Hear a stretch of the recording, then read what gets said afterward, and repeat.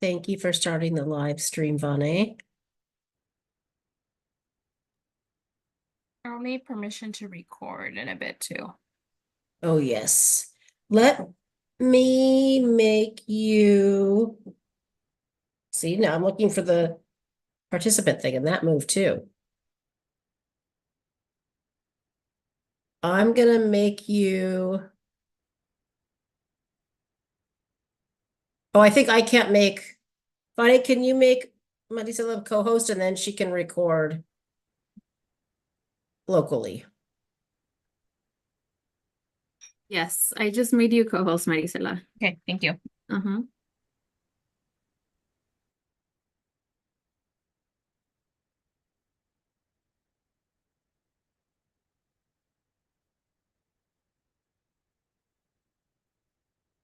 And Rocio and Maricela, if you can't record locally, let us know because that's the thing that also has changed a couple different times. I just checked and it's working for me. Thank Okay, you. good. Yeah, I have the option as well, so I'm going to start recording right now, actually. Okay. Thanks. And I'm opting out of the AI note thing.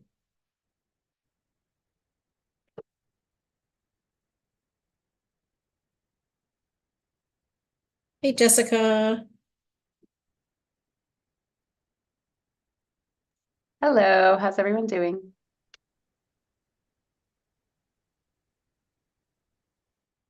I feel like I'm noticing people's hair today, and I'm noticing that you do not have bangs today. The bangs, I think we're done. We're done with the bangs. Oh, The bangs require a lot of effort and upkeep. yes. I think the summer Oh, yeah. of bangs is over. My sister, who you gotta love sisters if you have them, told me a number of years ago that because of the high maintenance of bangs, and she knew I wouldn't do it, that I was just not allowed to have bangs. She's like, nope, you're not. See, helpful. She's being helpful. Exactly. It's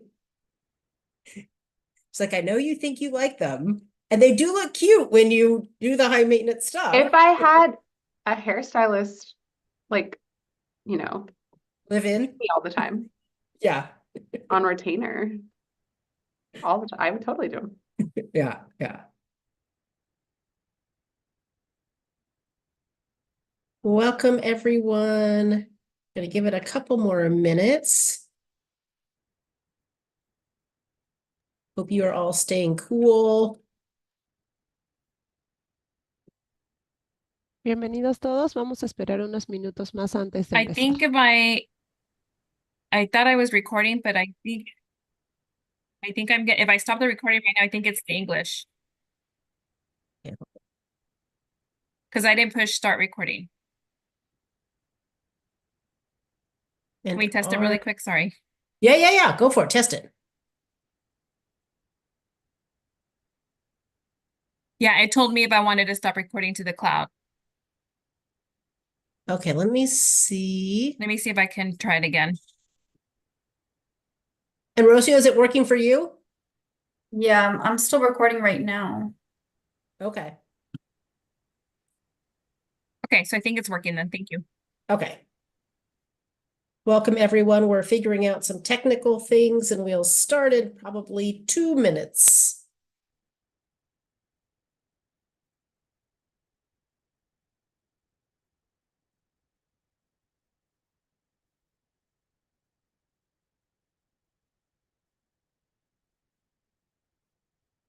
Annabelle and Vikella and Jared. Michelle, lots of people. This is great. You're also prompt. It's like a minute before, and we have a bunch of people joining. This is great.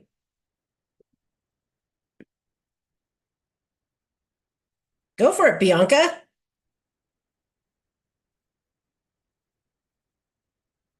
Did you raise your hand on purpose? Did you have a question, or are you practicing?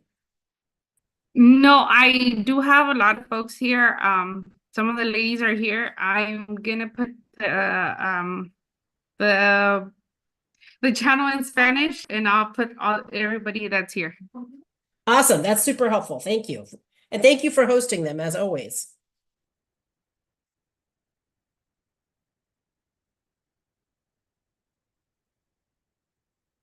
Let's give it another minute.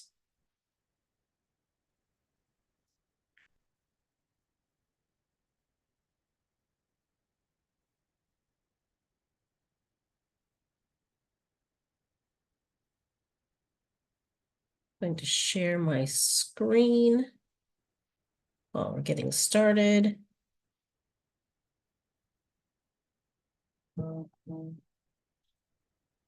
Can folks see my screen with the lovely Ford Theater? Yes. Great. Thank you.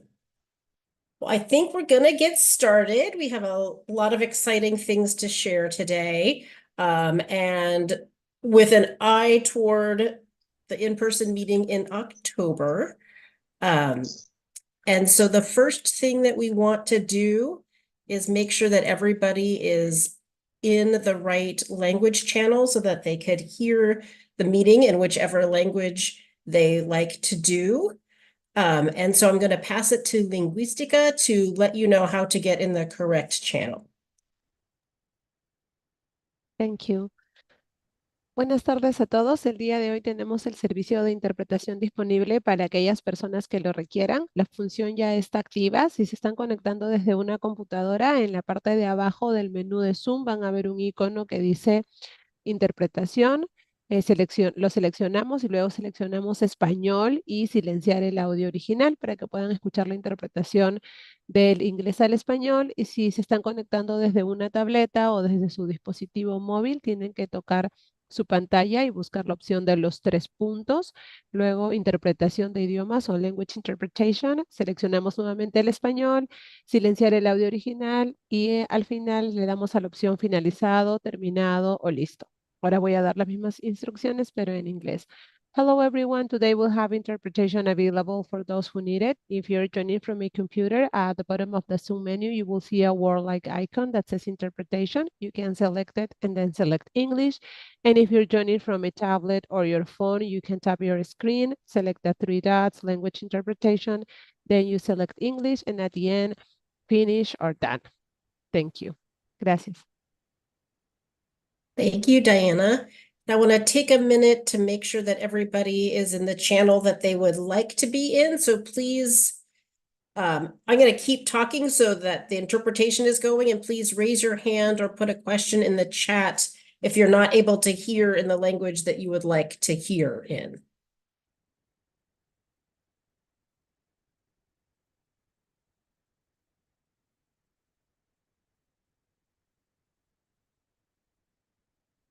Great. It seems like everybody is in the channel they would like to be in at any time during the meeting. If you're having trouble either hearing what any of us are saying or hearing in the language that you would like to hear the meeting in, please raise your hand or put something in the chat or unmute and stop us. It's really important that everybody is able to participate in the language that they are most comfortable doing. So thank you, interpreters.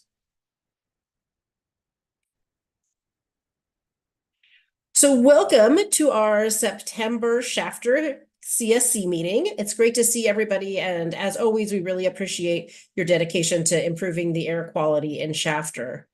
As usual, Vanessa and I are going to be facilitating today's meeting. We have a number of folks from the Air District joining us today also, and you'll hear first from Rocio and then Jessica. As a special treat today, we're joined by other members of our Harder & Company facilitation team. And maybe they could give a wave. Amy and Michaela and Jared and Laura and Madeline. You might recognize these folks they've helped facilitate some of the other CSC communities. And they're joining us today because they're going to be joining all of us at the October in-person Shafter meeting. And the discussion today is going to be a really good preparation for that October meeting. And so they wanted to join and get to see you all and hear more about what we're going to talk about in October. So as always, at the beginning of the meeting, we have some logistics. And this slide is a reminder for everyone to please Make sure that the name in your Zoom square represents who you're joining us with today. So if you're a CSC member, please put CSC at the beginning of your name and then your name. If you're joining from another agency, please add the agency name to your Zoom name. And if you're a member of the public, please add the letter P. And this is just so that we know who's talking and we address you correctly. And we also use it for those of you who are participating in the stipend program. We use that to track your attendance at the meeting. And our usual Zoom agreements that we have. So please be on mute unless you're speaking. We have many opportunities tonight where we're going to ask for your feedback. So at those points, please feel free to come off of mute. If you're joining by phone, you could do *6 to unmute yourself. You could raise your Zoom hand at any time to ask a question. And the way you do that, if you're calling in, is with *9. And then again, if you're part of the stipend program, please make sure that you have the letter CSC before your name. And then also a reminder that you participate in at least 70%, 75% of the meeting to be eligible for the stipend. So in today's meeting should take about 2 hours, so that's about 90 minutes.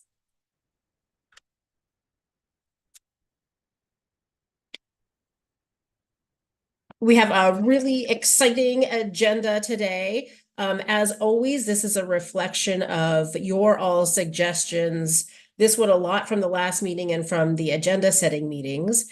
So we're starting off right now with some introductions and welcomes. Right after this, I'm going to pass it to Rocio to review the action items tracker from our last meeting. We're going to spend almost all of our time today, so more than an hour, about 1 hour and 10 minutes.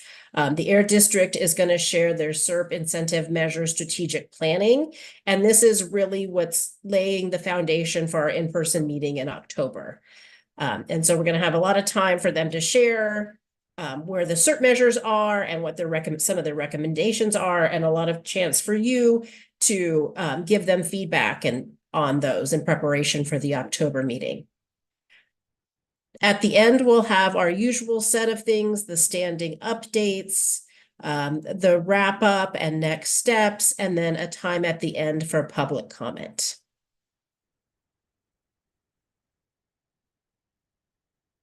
I'm going to now stop sharing and pass it to Jessica to give us some welcoming remarks. Hello, thank you, Diana. Welcome all. I'm Jessica Olson. I'm with the Valley Air District, and I am just so honored, as always, to be in this space with you all. As Diana mentioned, today's agenda was really a reflection of what we heard at the last meeting, which was an eagerness to talk about the incentives measures, not only where we're at with those measures, but what next steps we can take to make sure that the SERP, really as we approach the end of the 5th year of implementation, which is hard to believe that we're already there, but to make sure that the incentives measures in the SERP really reflect kind of the next steps we need to take. And we, of course, want you all to be a part of supporting what those next steps are. And so today is really more of a discussion and an opportunity for you to ask questions of us. And as Diana mentioned, October, our in-person meeting is really where we will talk more in depth and work with you all to make some decisions. So we're really eager to talk with you all and just really grateful for you all to be here. Thank you. This is Diana. Thank you, Jessica. Are there any questions about the agenda or what we're covering tonight before I pass it to Rocio to talk about our action items tracker?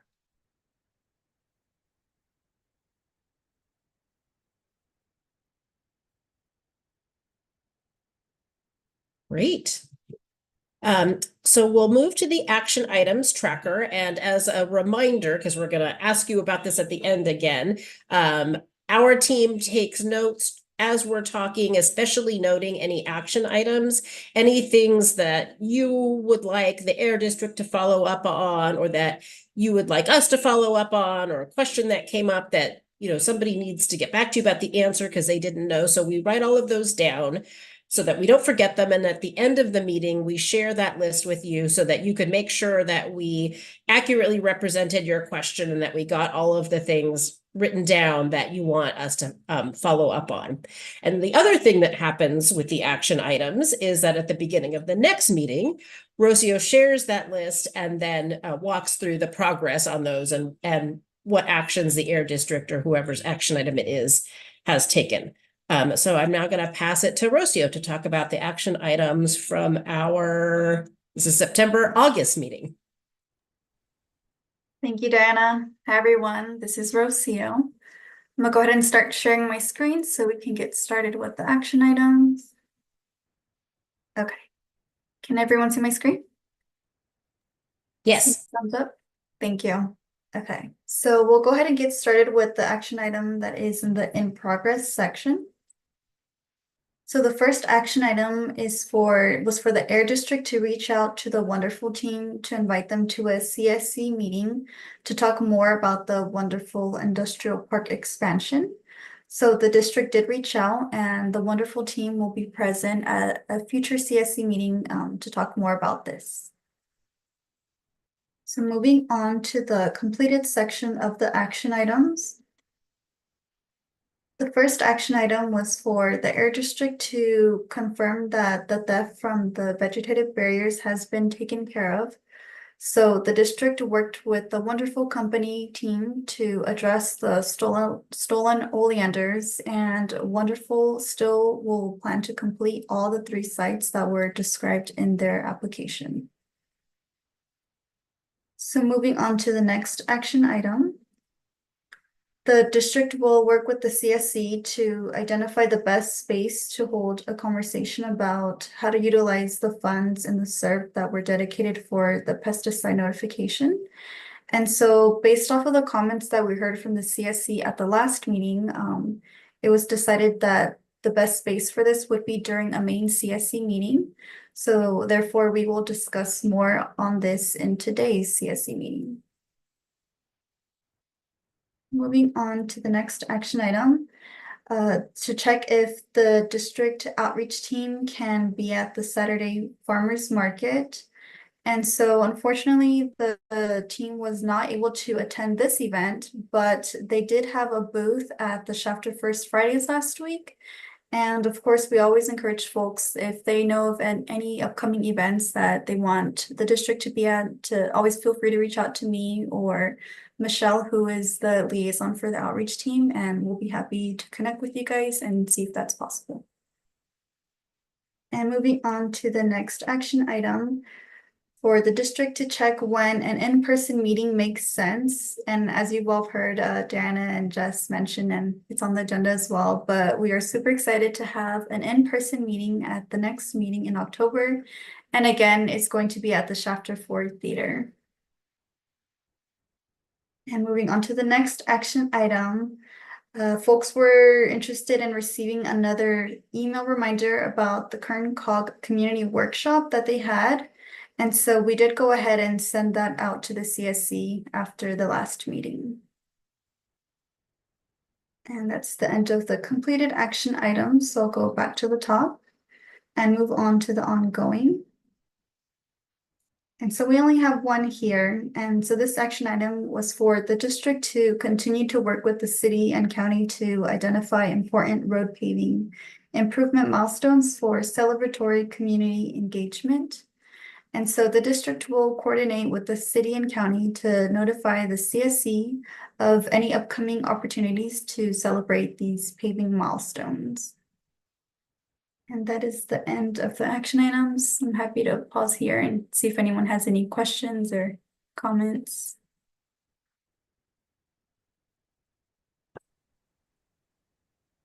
This is Diana. Any questions about any of the action items that Rocio shared?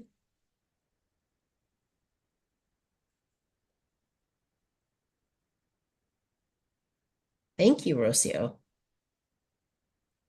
Oh, there's a hand from Linda. Go for it, Linda. I just had a question on that last one. What was it referring to? is it referring to the sidewalk and the infrastructure? This is Jessica. Great question, Linda. Last meeting, we just talked about how, yes, the sidewalk, road paving, bike paths, any and all of those. We just wanted to make sure that folks knew that we at the district were interested in holding maybe like a press conference or some sort of celebratory groundbreaking when any or all of those projects officially launch in the construction phase. And so we just were promising to let you all know because we think you all could help us sort of be there to celebrate. Oh, okay, sorry. No, don't be sorry. That's a great question and definitely worth clarifying. Thank you. This is Diana again. Any other questions about the action items tracker?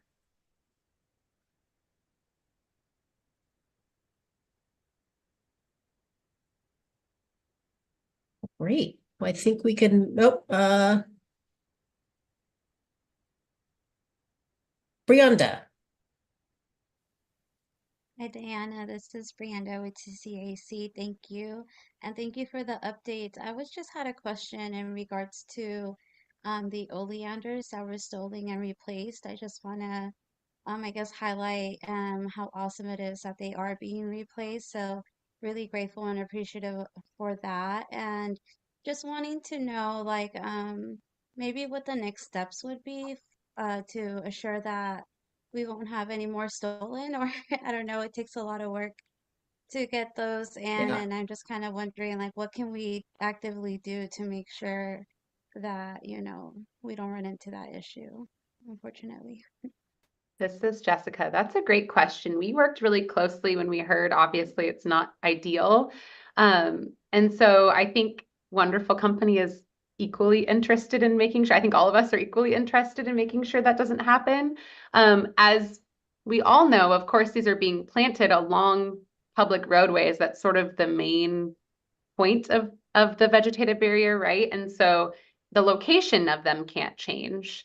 And the way that, because they're planting so many, they're planting like thousands of plants, they're all very little. And I think it's maybe the size that makes them a little more prone or easier to take. And so I don't know, I think in this case right now, they have to wait for more oleanders to even be available to plant. And so I think maybe that's one of the things there that Wonderful is thinking about as well, is maybe they plant something a little larger that's a little less easy to take maybe as quickly.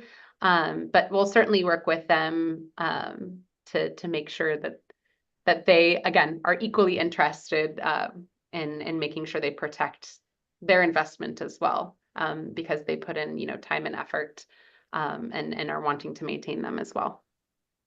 But that's a great question, Brianda. I would just like to maybe, sorry, I think my computer is lagging, so I'm sorry if I interrupted you or not.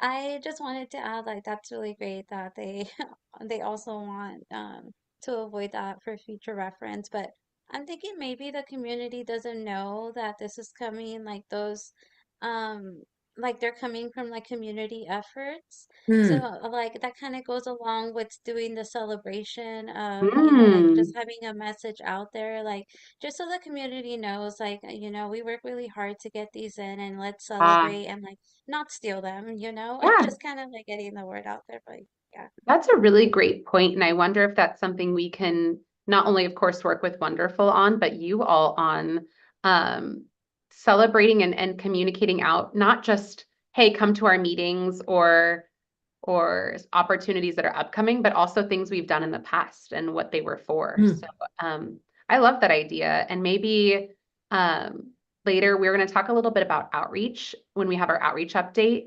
And if we have still time at the end of the meeting, maybe we can brainstorm a little bit on that, if that works. And if not, we definitely, let's make it a future item that we discuss. I love that. This is Diana. Yeah, thank you, Brianna. That's a great idea.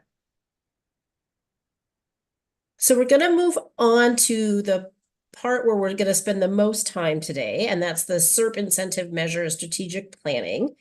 And this is in response to your request from the past couple meetings in the agenda setting meeting, really asking the air district to share their plans for all of the CERT measures, given that the 5-year implementation is coming to a close soon.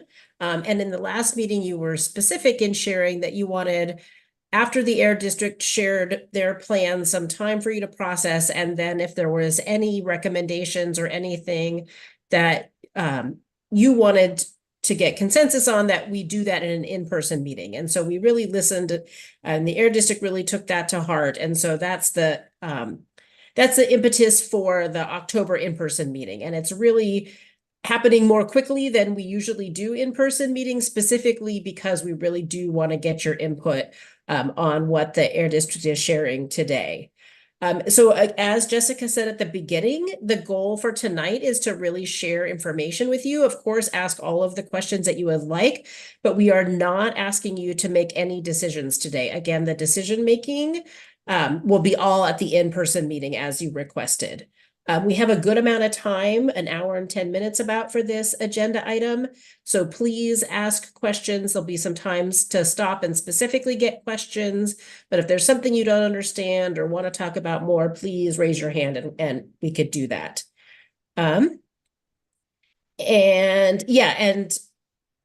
one thing that I also wanted to clarify is that when in the past, when we've talked about CERT measures and the air district's recommendations, there's been confusion about like voting and who's eligible, and really kind of taking that off the table for today. And even in October, it's really not about voting. It's really the air district is really interested in everybody coming to consensus about what happens in your community with the CERT measures. And so that's really the framing for today's presentation and the way the air district is thinking about their recommendations. So I wanted to make all of that clear before passing it to Jessica to share their thoughts.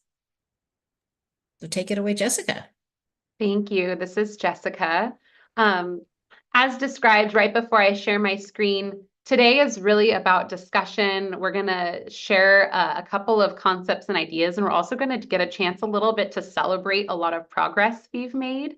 I'm going to pause and ask for questions pretty regularly, but also feel free as things occur to you to put them in the chat if you're more comfortable with that. But certainly raise your hand and I'll ask. Of course, as always, the Harder & Company team will help keep me on track and make sure that we answer all of your questions and get all of your feedback. There will be a couple of times that we sort of pause and just ask for input. So with that, I will share my screen. Is everyone seeing the PowerPoint slide? Excellent. So I'm just going to jump right into it and talk about first the progress we've made, because what we're really talking about when we talk about next steps and moving forward are the things that we still have yet to do with the incentives measures, which I think helps us take a moment to talk about what we've already done together. And that's made a lot of progress, particularly, of course, in spending the money. That's one piece, is how much money have we spent? But also, the whole point of AB 617 is to reduce emissions and protect the health of you all living in the community. So we can't talk about the funding we've spent if we haven't talked about how much we've reduced in air pollution. And our target is to reduce about 1,400 tons of the various sort of pollutants, so PM, NOx, and VOCs. We talk about these a lot, and we talk about the target on an individual basis, but sometimes it's nice to talk about all together what we've done. So if you recall, every time we talk about CERT measures, we talk about them in sort of the different categories. Local government measures are measures that we partner with your local government on. So those can be measures like road paving and sidewalk installation and bike lanes. That's also measures like planting trees, urban greening. Those types of measures don't get a lot of reductions, but it's still important to you all, and they've been really high priority. So we've been able to do a lot, and we certainly will see a lot more of this move down as we finalize implementation of really a lot of those different measures.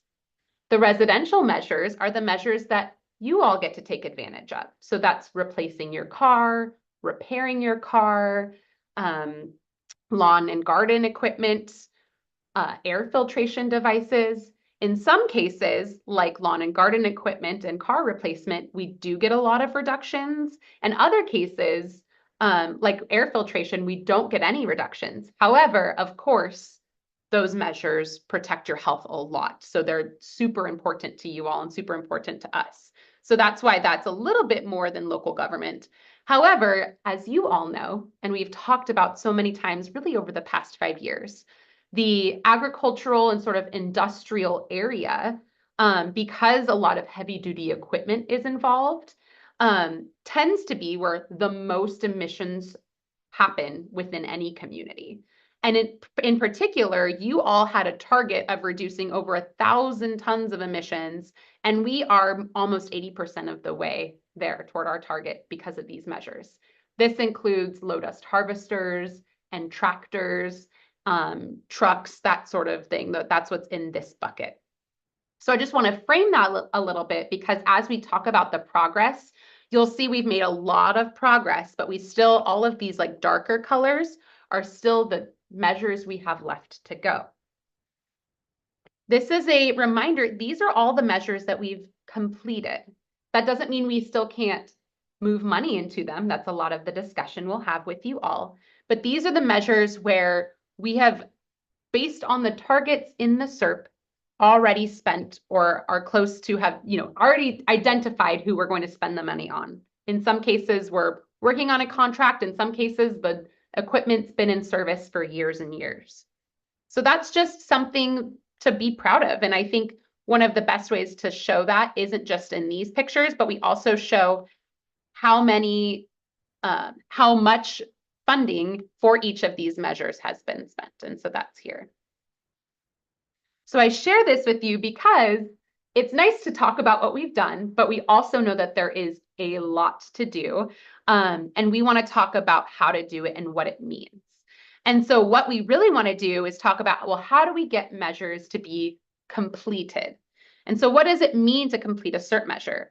Well, that means, as I just said, funding has been spent and it's provided benefits to the community. So that means like the trees are planted or the tractors are replaced, or at the very least, funding is obligated. So that just means for the projects that take a really, really long time, like sidewalks and road paving and bike lanes, we're calling it complete because we are under contract with the city and the county.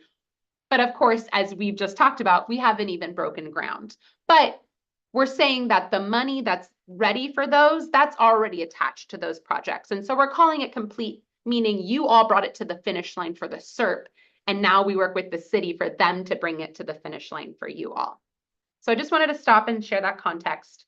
I have more slides, of course, on what we're moving forward with, but I did want to stop and see if anyone had any questions on the measures that we've completed or what it means to complete a SERP measure. So we're all talking about the same thing.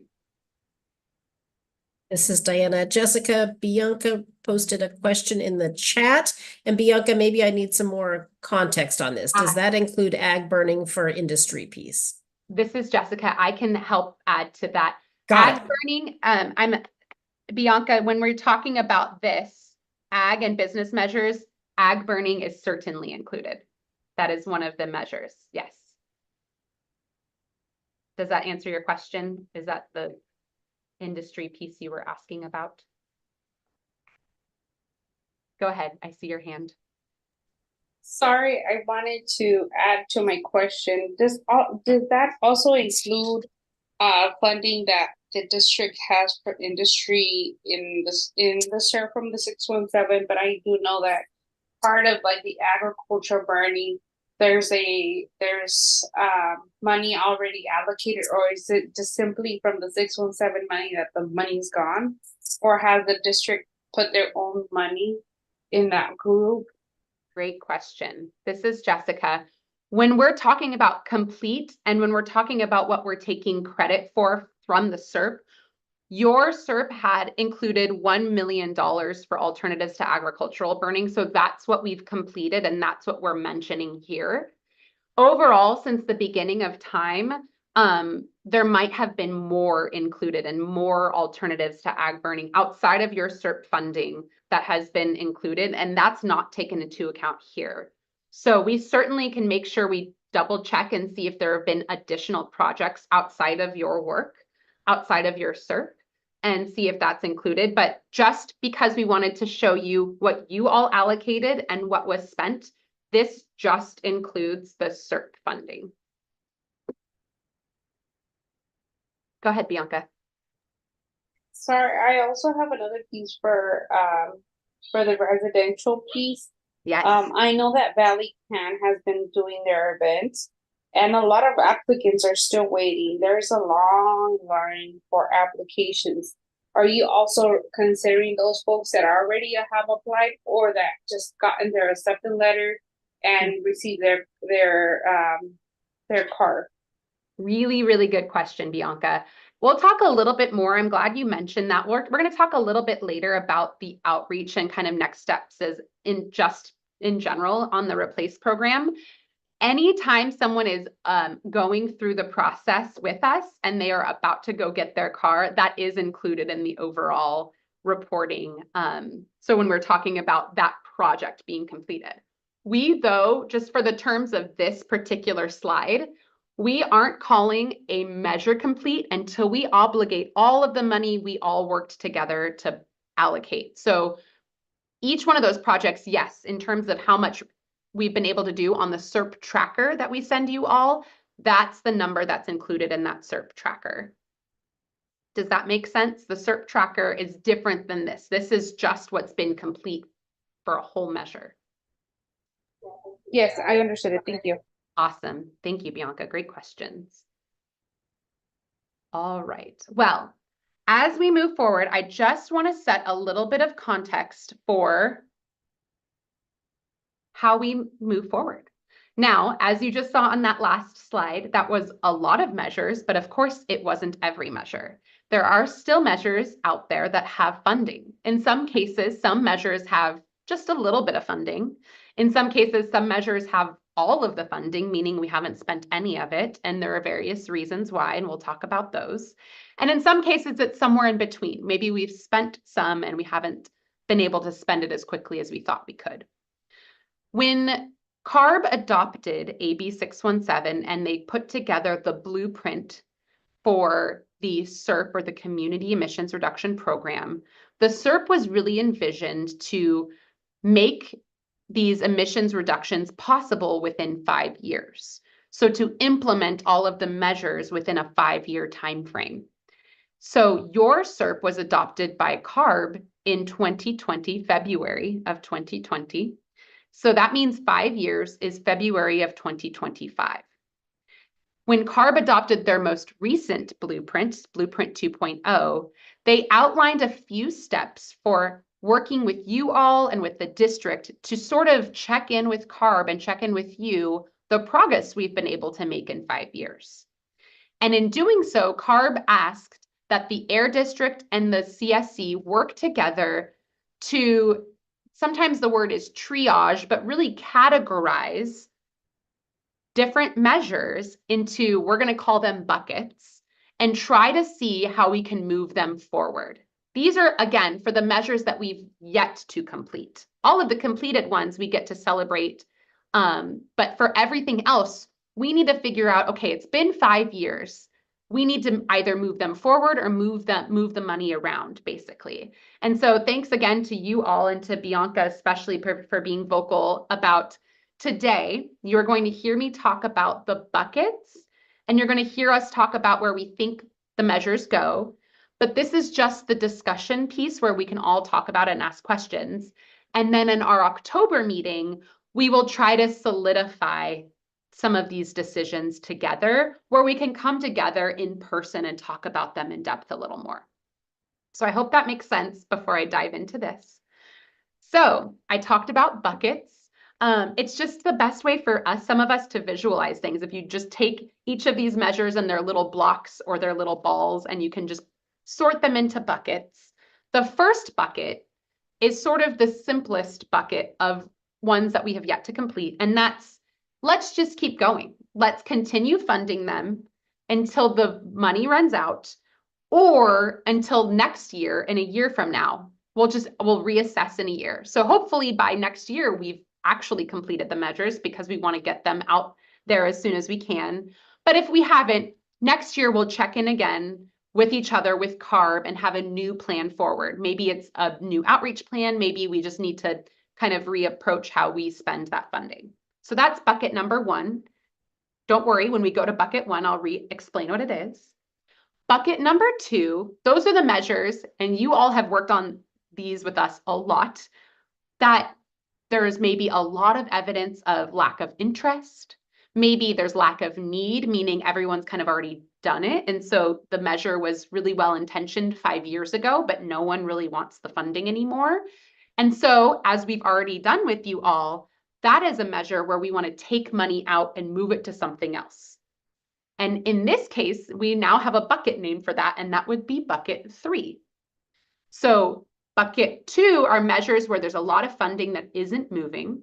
Bucket 3 are measures where we've spent all the funding, but we know there are still a lot of people out there that would take advantage if we had more.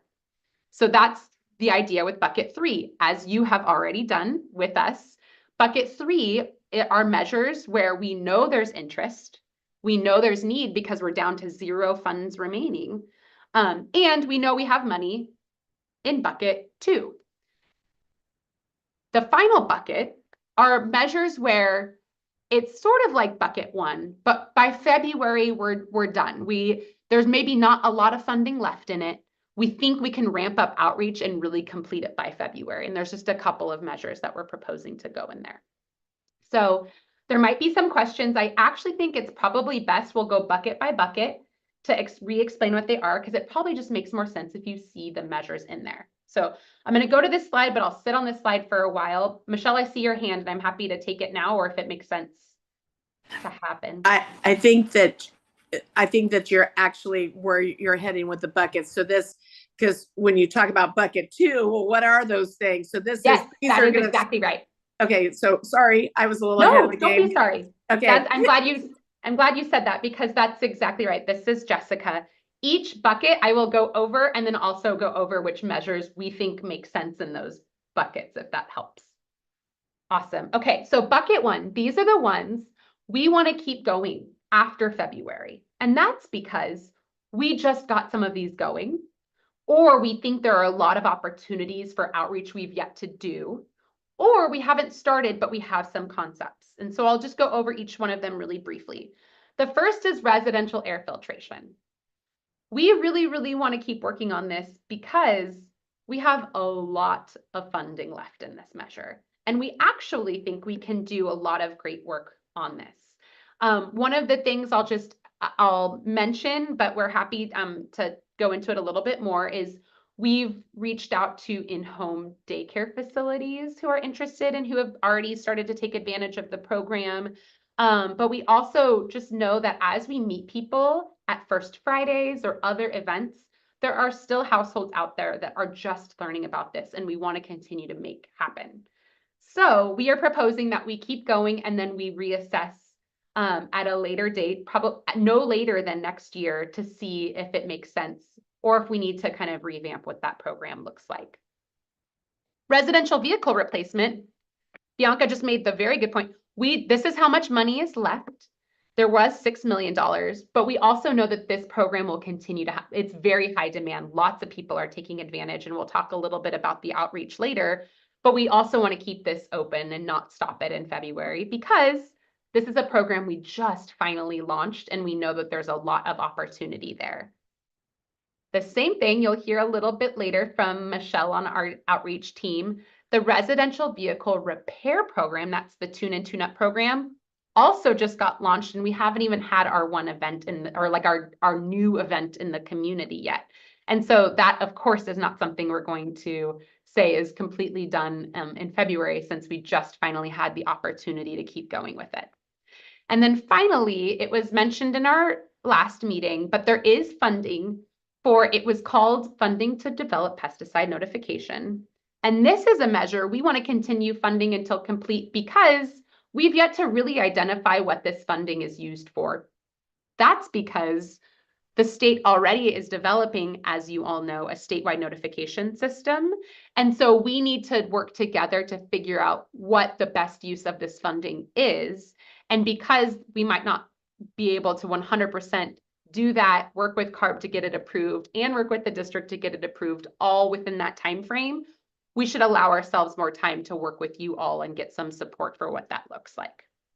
So these are the measures, again, that we know have a lot of interest and we know with good outreach we can get done, which is why we're proposing that they keep going past February of 2025.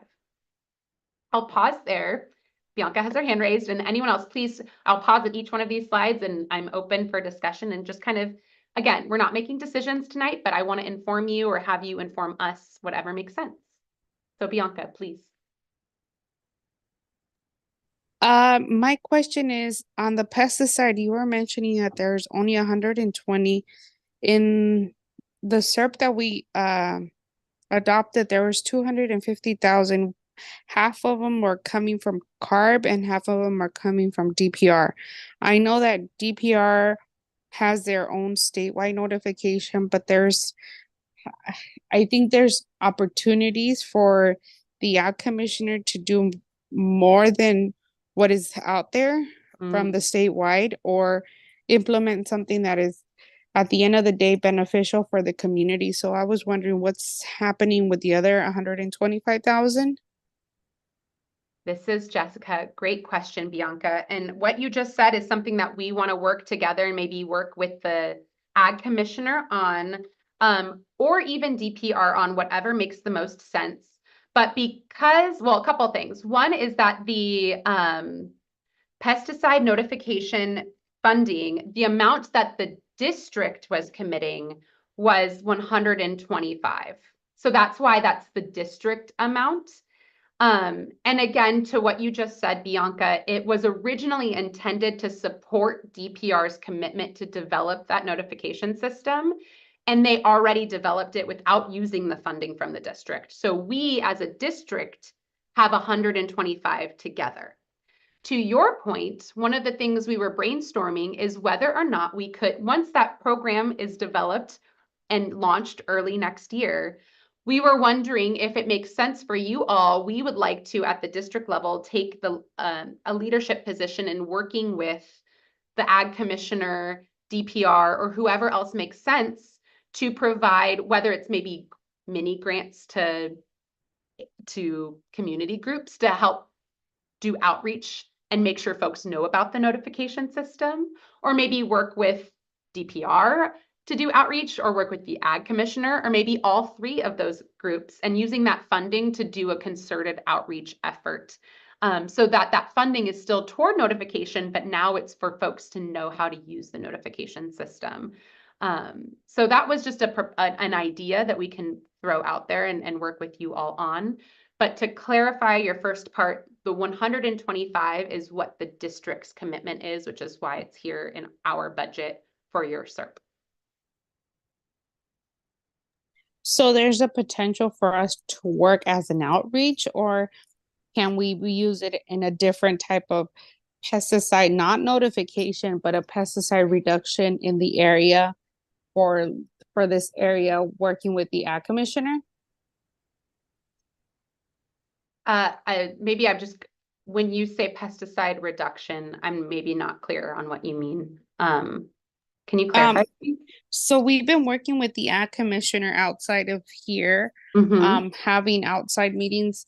So to see what can we do to do the reduction on the pesticide exposure that is happening. That's why initially that's what the notification piece came out. Our question is, well, my question is, if it's not being used for the notification itself because the governor gave out that money, is it possible we could work with the Ag Commission to do the pesticide reduction, not have the piece of the notification, but to do the pesticide reduction or exposure on the community members, or it has to be strictly on the notification? I see. The SERP measure, it describes it on notification, for notification, but you do have a great point that that's already being developed.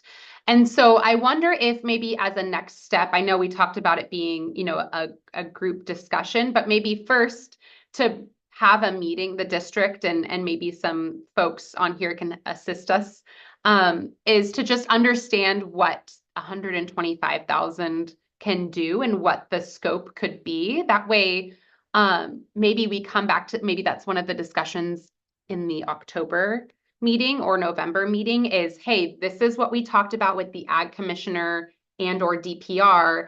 These are the options. So we have maybe more concrete options. One of those options I think can be the outreach piece, whether it's that funding goes directly to community groups or to to the ag commissioner to do some of that. Or if it's something like you're saying, maybe something different that I don't know exactly what those details are, but maybe we can work together to give the community some options. Does that make sense, Bianca? Yes, thank you. Awesome. So we'll reach out to the ag commissioner and definitely to some folks. I'm sure, Bianca, it sounds like maybe I can count on you to be one of those folks to see maybe what those opportunities could be with this funding. And then we'll bring that to folks. I see a thumbs up. I appreciate that. Any other questions on this slide before I get to the juicy ones about moving money?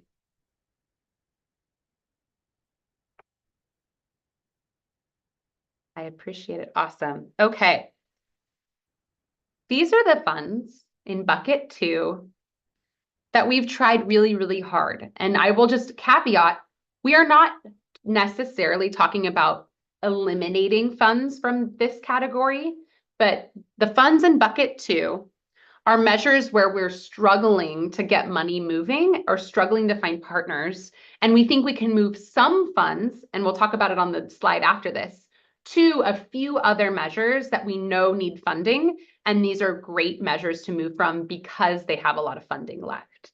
And so I'll talk about kind of the idea behind why these measures and why the others, but vegetative barriers, as you all know, and I want to convey to you, we are not talking about eliminating this money. We're talking about, we're going to move a small piece, we think, as a preview to urban greening. But as you all know, and we talk about it at every meeting, we have been working so closely, calling growers, working with the ag commissioner, working with the Farm Bureau. And the ag commissioner and Farm Bureau have been such great partners in reaching out to the growers in the area to see who can take advantage of this funding. We have some folks that are interested, so hopefully we can continue to keep that interest up and get them to apply. But it's been a while and we still have a lot of funding left.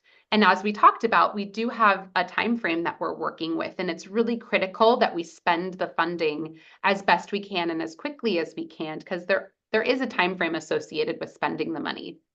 So with that, that's why that's on there. The other is heavy duty trucks. We have been working for years and years, and this is not unique to the Shafter community, on trying to get folks to take the funding as it's written in our SERP right now, and as CARB has approved it in their guidelines, to get folks to take funding for trucks. Without going, too much into it, but I'm happy to take any questions and dive into it if we need to. There are rules and regulations out there that folks have had to comply with for some time, which makes it, they've just recently spent funding on new trucks, spent their own money.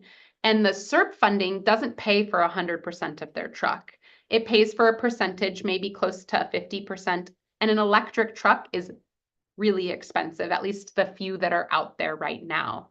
And folks are really, really hesitant. We're finding no matter what outreach we do, especially small truckers are really, really, really hesitant to take advantage. And we're still doing our best. And again, we're not talking about eliminating all the money, but we think we can move some of this funding, since it's not being used, to another measure that we'll talk about. And then the final one is something that you are all very familiar with, because we've been moving a lot of funding from this the past few years, is rail car switchers. We are not finding any folks in the area that have a switcher that's eligible. And I think it's one of those things that when we decided to add this to the SERP collectively, rail car switchers are a really big source of emissions generally. But but I don't think we all had a collectively good handle on what was available in the area. So we don't really have a lot of project partners lined up like we thought we would. And so we think we can move some funding from there. Linda, I see your hand and I'd love to take your question.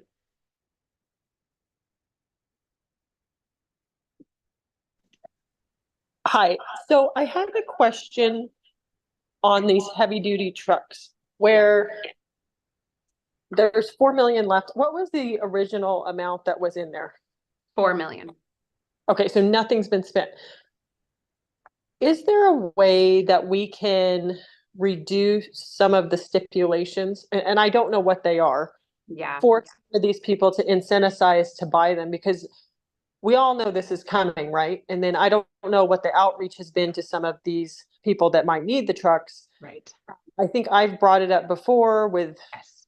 you know, maybe some of the refrigerated vans that were needed in the community, things like that. Is there a way, like, and I don't know how much they need to do a down payment for, or I just don't know. When we have this October meeting, is there a way to have Yes. what is required? Yes, that's a great point, Linda. I'll just generally say it out loud, but I will note that that is, I think, a very, very key piece to this is to describe to you all in detail. And I think in an in-person meeting is the better time to do it, where we can bring a bunch of experts.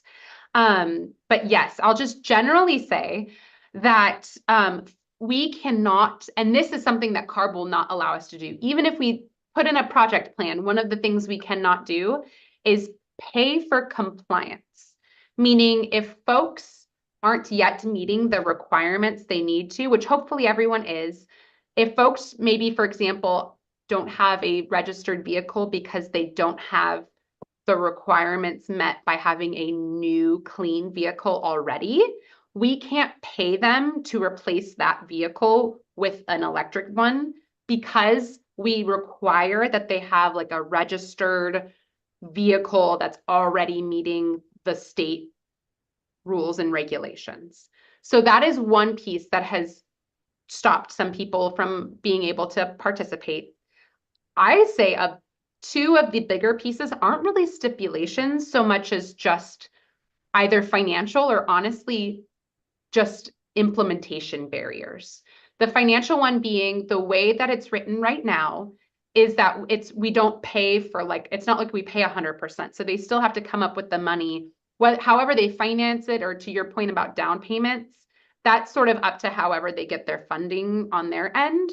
But about 50% of the cost is what we end up paying. And sometimes these trucks are like 400,000. I mean, they're really, really expensive. There are only so many big heavy duty trucks available on the market, and they're really expensive. And so this is only to an electric, it's not to a CNG, and it's not to, say, what's the newer one? Hydrogen is allowed as well, but yes, it has to be zero emission, which would be hydrogen, fuel cell, or electric. And that is maybe another point, and maybe that you're bringing me to my last point, which is the implementation barrier. Folks are really hesitant, we even offer funding for infrastructure and other things so they can charge or fuel. Oh, you do? Okay, that was my next question. Yeah, folks are still hesitant. Folks are still hesitant, not necessarily because of the charging or the fueling, but just because of the range. Sometimes we hear because batteries are heavier, or even onboard hydrogen is heavier than obviously like gas or natural gas, diesel or natural gas. And so it's limiting what they can carry in their truck. We've heard a lot of things. This is a big problem. You won't make California road weight, and they're going to have to haul less. So I hope CARB is listening to this problem, that these people are, they're trying to make a living. And that's a reality right there. And I'm glad that this is coming out and being said. Thank you. And then one of the things I'll just acknowledge in the good sense is that it's a little easier for bigger companies right now to take advantage, and maybe because they're big companies, they can sort of take on what their perceived risk of these adoptions, and prove to folks that there is a path forward. And so we have actually been really successful in Fresno, for example. We spent like $7 million in Fresno on replacing trucks, just because there's some bigger companies there. So what I'll maybe just say, Linda, and maybe this is where we'll bring some of those experts, is an opportunity to perhaps amend the project guidelines to allow maybe more funding to be available to folks, or maybe a little, to your point, Linda, some flexibilities in what they can do is maybe a path that we can look into. And that's because we are really eager to get emissions reductions, and trucks are a big emissions reduction opportunity in your community. Well, and I just wonder what the outreach is, because, you know, I'm sitting here as a community member on this air board, and I'm listening to all this, but, you know, we have a lot of trucks that say park down in various areas or in people's yards. Do they know what's coming down the pipeline? Probably not. I don't know how to outreach to those folks, but Yeah. I know our team has done some individual calls and outreach, but we also, a lot of folks get outreach on like the rules and regulations through CARB and through our air district. But I will say, I think there's a good opportunity here to acknowledge the barriers. Clearly, it's been 5 years. I don't think we can hide the fact that there's clearly some sort of barrier. Maybe it's a combination of outreach, but certainly of maybe financial or implementation barriers. But I also really hope that, and this is, I'm glad you said this, Linda, we'll bring our truck folks with some maybe fact sheets and maybe options, like we just talked about with pesticides. Maybe for this, we also have potential options for limiting the barriers. Sure, we found a way in Fresno, but we just had different partners in Fresno as well. can you also bring, you said you spent what, 7 million in Fresno? Could you give like we don't need to know the company names, but what types of trucks? Like who's buying these trucks? Because They were is like, it a situation of, you know, us being more rural? You know, Fresno is That's a- obviously more developed. Is that the issue? Like what is happening where $4 million is up for grab and not one person is taking advantage of it?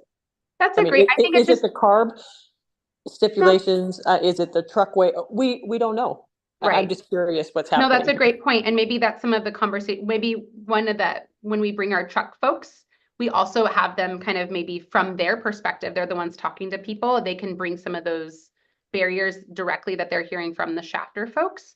I'll just say in Fresno, it wasn't really I mean, it might just be the partners were maybe a little bit bigger. And I think some folks are a little bit more progressive in their ability to adopt, because certainly really big companies weren't interested in taking some of our funding, but some of them are just that part of their business plan is to be, try to do better by their community and adopt the Well, and electric. in our demographics here, I mean, we're export, right? So you've got to have a truck that's going to make it down Goes to the port and further. back. So Really, really good point. is Really, is really that good point. another barrier we're having where these aren't going to make Right. it? We have to take less of a load. We've got to go up the grapevine. Right. So I'd All be of that is curious great. to know what the issue is. And then if not, if we could move funding to other things that obviously had worked quickly, like low dust nut harvesters or something Right. else, because That is- we're all suffering right now with the dust. Yes, that definitely, you'll see that on our next list. But if before I go there, Linda, did I answer your questions before I go to Bianca? Yeah, thank you so much. Awesome. Thank you, Linda. And thanks for the idea. I think that'll be one of our main pieces in October is talking about heavy duty trucks and outreach and next steps. Okay, thank you. Bianca. Right now there's actually a discussion with all the ladies about the heavy duties and how in the past there's been some changes potentially from like the air district to move this project forward. I know one of them was to add more funding for the reallocation, but as one of the comments from Gustavo from that there's not enough infrastructure, and that is true. A lot of these companies that are owner operators do not have the funding to put that in their homes, especially in this rural area. So we have to really reconsider that infrastructure is really bad in this area. We're finally doing the EV charging station is still not running, and it's taking some time. Also, a lot of these well, heavy duty equipment, the heavy duty trucks, also had a lot of recalls. So there was a delay on that too. So we also have to take accountable that even though there's still a lot for us to learn from them, there's still some pieces that us as residents might not know and should be known. That the heavy duty trucks, you're seeing them out there, but they're rare. You hardly see them, and especially because there's also a waiting list for all these big companies that are purchasing them. So those are the questions that us that we are trying to find the solution to it, but at the same time there's still a lot of problems for these projects. My question for this heavy duty, I know that you were mentioning about maybe potentially moving it to other reallocating this funding. We've had this issue in the past where they did not wanted to mix industry funds to residential here because it's completing in February 2025. Is the air district gonna consider maybe using that funding for residential instead of industry, or is it gonna be an open conversation of where we could reallocate, or we're gonna go through that same issue that we had in the past, that it had to be specifically for like industry or specifically for resident? Great question, Bianca. And maybe I'll just take your note as adding to your first piece, as adding to some of the information that Linda's interested in having at our next meeting about kind of availability and barriers and infrastructure being one of them. So that's a great point. Your point, Bianca, is my next slide, and I'll just preview it as we are going to talk about road paving as one of the options, as well as some business measures or ag-based measures to move money to. But before I get to that, any questions about these three, whether it's a question or something you think might be useful for you in October? Michelle. Oops, I hit unmute first. Sorry about that. Oh, you're fine. So what is a rail car switcher again? Those are like local rail car. They're kind of usually like older locomotives that are just used like locally to move things between maybe facilities or within a facility.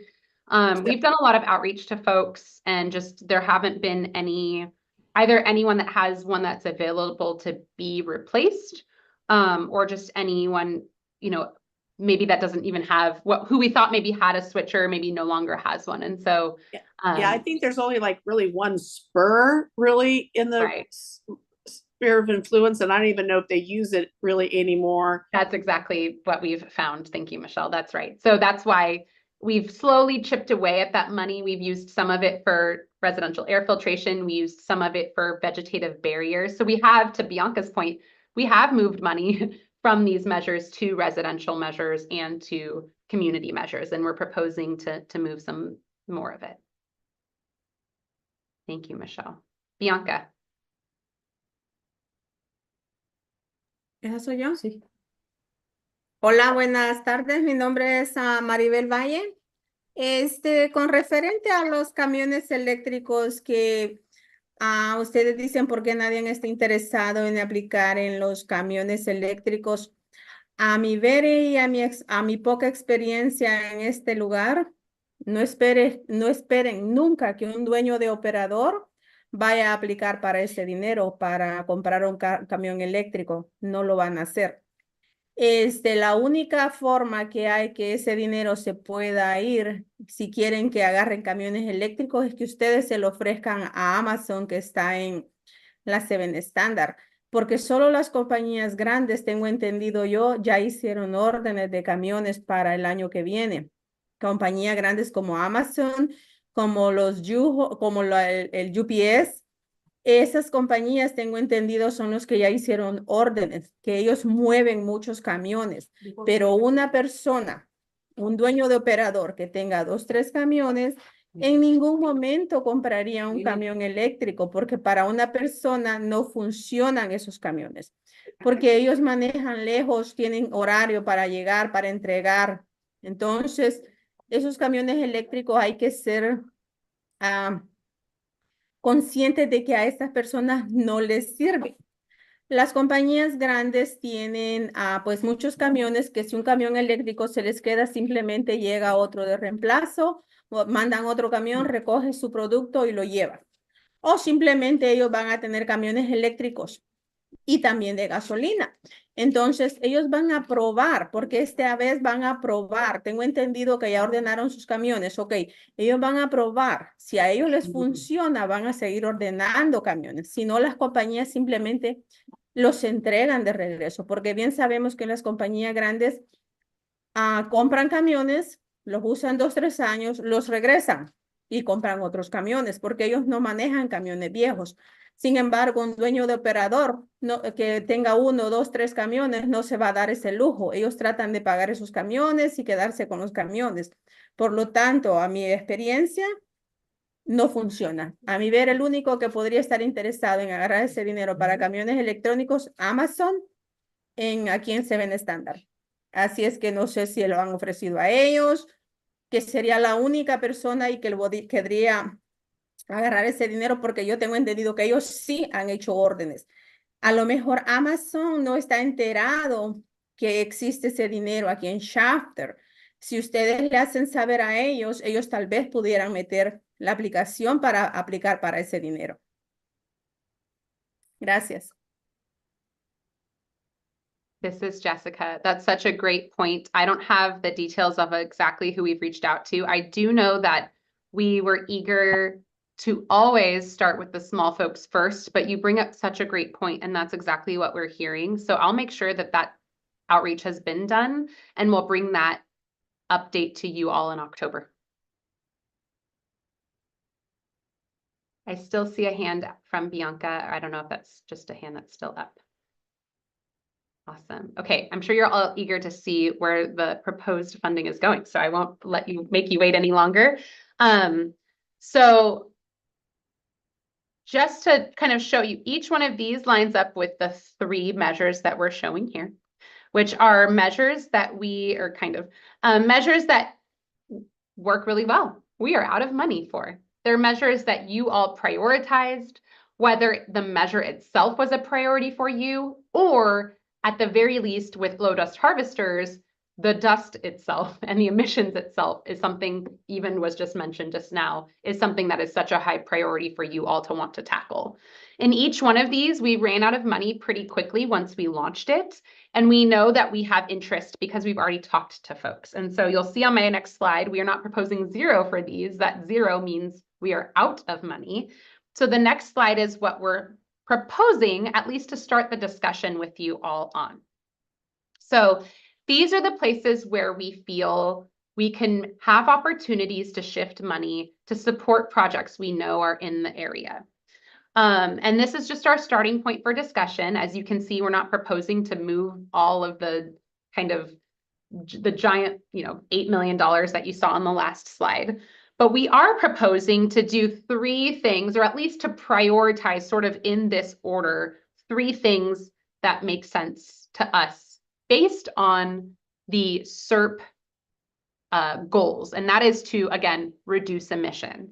If you remember my very first slide, we talked about how the biggest emitters, and probably visibly, right, some of the biggest issues you have, certainly this time of year, come from, what the industry that's around that supports Shafter, and that's, in this case, almond harvesting. And so one of the areas we were really successful very early on in getting emissions reductions were the low dust harvesters. So we are proposing to move $1 million because there's a lot of money left in the industrial spaces on those other 2 measures, or those other 3 measures we talked about. We are proposing to move $1 million to low dust nut harvesters and focus on small farms. This should cover about 10 harvesters. And so that would make us really capable of getting a lot of more emissions reductions, but then also really focusing on smaller farmers that could not take advantage or could not buy one of these otherwise. And as we've promised to you all, I just want to acknowledge one of the things we want to make sure you have ahead of the October meeting is an indication of the places not only where we want to conduct outreach for this additional funding, but also, as you've all requested, we are still gathering all of the exact locations that are being harvested right now with the new harvesters that we've already funded through the SERP. So we will get you all that information. We will share it all with you ahead of the October meeting, and we can have that discussion with you all. We're not making a decision today, but it's one of the areas, specifically working with small farms, that we want to focus funding, because we are talking about taking money out of measures that should get a lot of emissions reductions into measures that hopefully get emissions reductions, right? Low dust harvesters is a big emission reduction measure. Another one we hear from you all a lot and is moving money from an industrial measure to a community measure is road paving. We know that we've heard from the county and from the city. I know there's lots of other projects that each one of those places, certainly the county, has been interested in working with us on. And moving money to that measure can allow another project to happen in the community. And we know that's a really high priority for you all. We also know that it is not a very big emissions reduction measure compared to nut harvesting. And so we certainly want to prioritize emissions reduction measures, which is why nut harvesters is on there first, but we can certainly move a bunch of money to a number of measures all at the same time in October. And then the last one is, and actually we have the city here, I think, with us. I can't see my list right now, but the city of Shafter has also been really, we just got all of the urban greening projects done. We were really excited. We had such a great partnership with them. And we know there's actually more opportunity to plant more trees.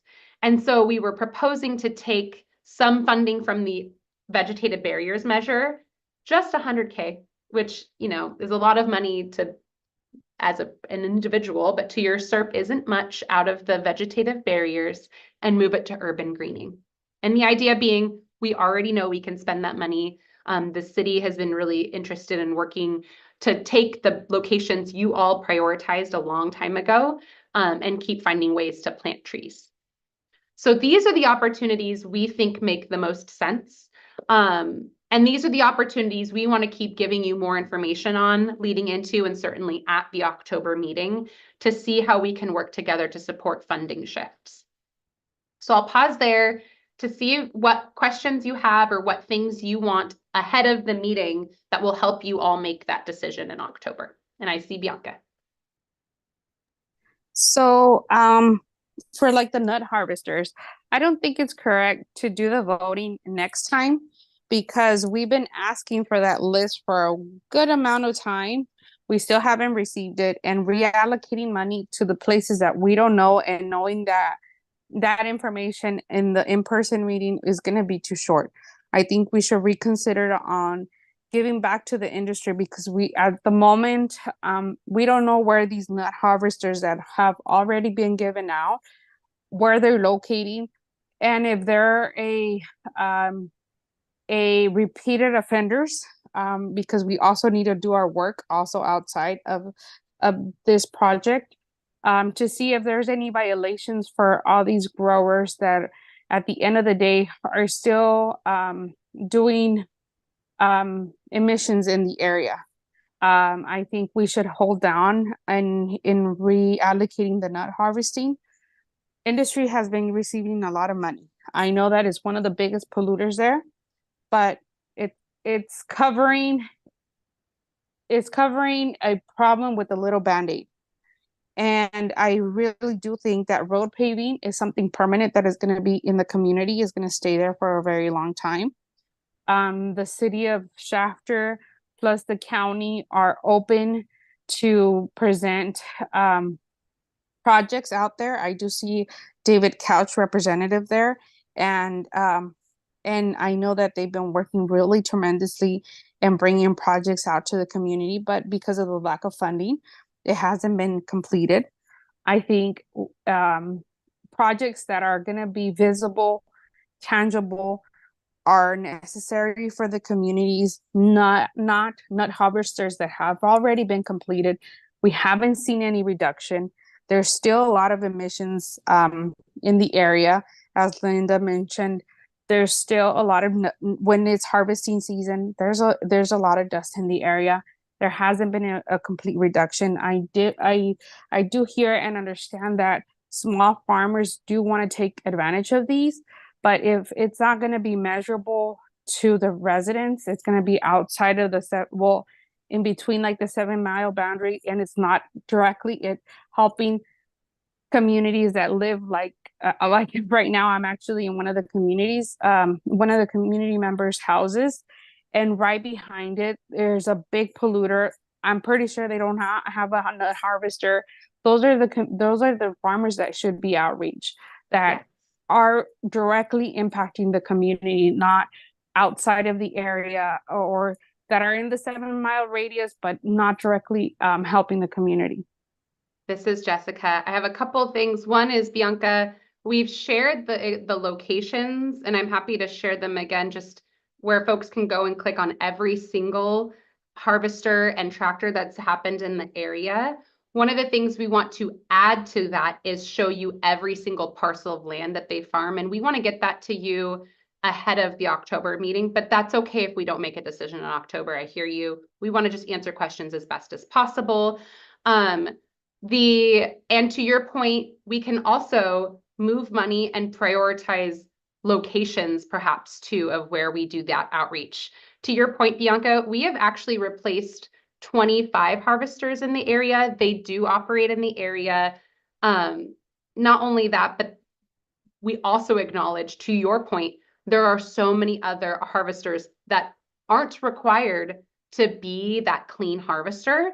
And so if they're not required to do it by like CARB mobile source rules, and the district has funding that we could give them, but they wouldn't otherwise buy it themselves, we're just trying to find a way to make sure we hear you all and hear that there's this dust that you're experiencing right this very moment. How do we stop that dust? We want to reach out to that exact person you're talking about, and we want to get them into a clean piece of equipment. And we have funding in the SERP to do that.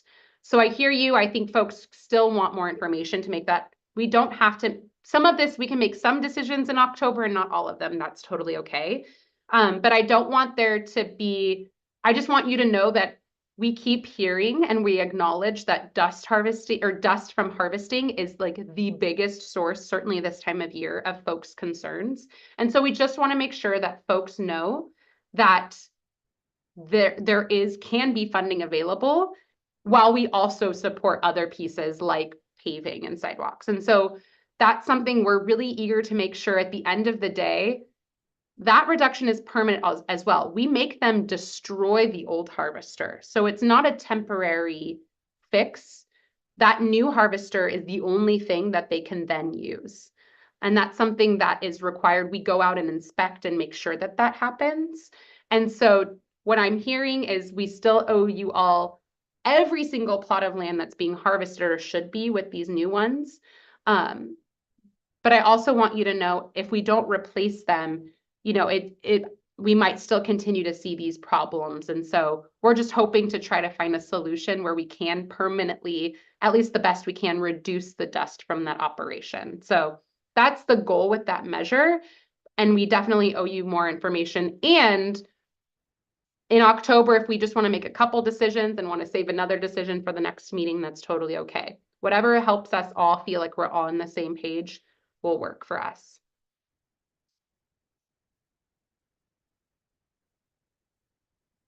Sorry, I'm reading. I saw a chat thing too. I see someone, Michelle mentions she is still interested in allocating funds to load harvesters. I think they make a big difference. Remember, the harvesters may harvest other growers in the field area. Michelle, you are bringing up exactly what we're trying to map out.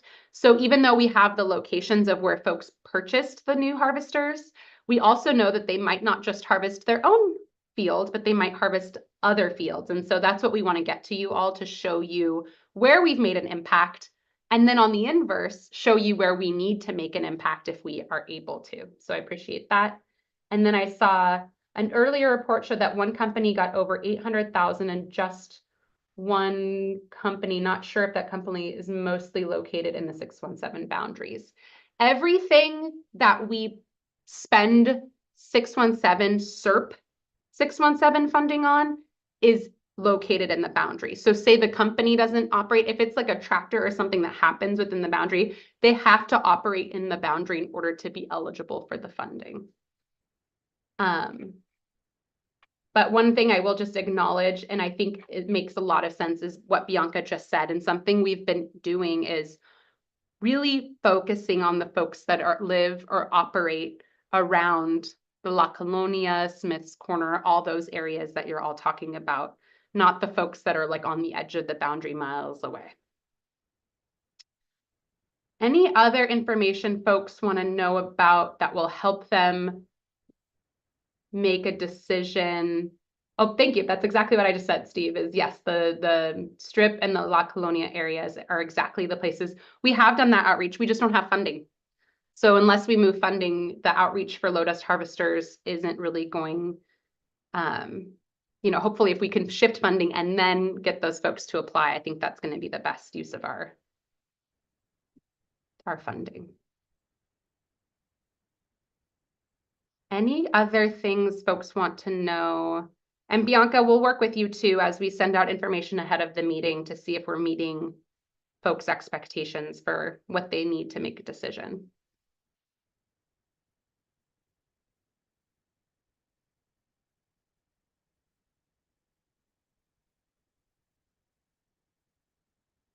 All right.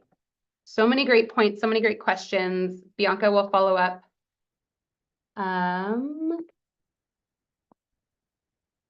Yes. So I think Bianca really hit the point home that I think we're summarizing here is maybe it's not just small farmers, but it's small farmers operating close to where folks live. And that's the La Colonia, the Cherokee Strip area, the areas around the community of Shafter, and focusing outreach there. I think that's a really, really good point for all of this. Thank you, Bianca.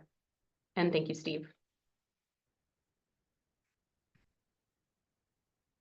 All right. Any other questions there before I go? My last slide is just a couple of measures just to talk about how we're actually doing really, really well, and we think they'll actually be out of funding by February. So these are a couple of measures. We want to ramp up outreach. And I have a couple of little things. I might steal a little bit of my colleague's thunder here. And they're both lawn equipment. One is you all shifted more money to residential lawn equipment. We are working with a partner to do another event. Finally, right? I think a lot of you've all been waiting. You all shifted funding in our April meeting. And then it got very hot. Some of you were out there with us in Arvin, Lamont, and it was very hot. So we had to take a break in the summer from doing events. Michelle from my team will share a little bit more details in a minute, but on November 2nd, there will be an event in Shafter to spend hopefully the rest of this money and exchange lawnmowers at an event. We will work with you all in the coming months on outreach, what that looks like, how we can partner with you all to make sure as many folks as possible take advantage. But we think that funding, even though it says stop funding new projects, we actually really mean we will be finished with the funding, we think, by February of 25. Same thing with commercial lawn and garden equipment.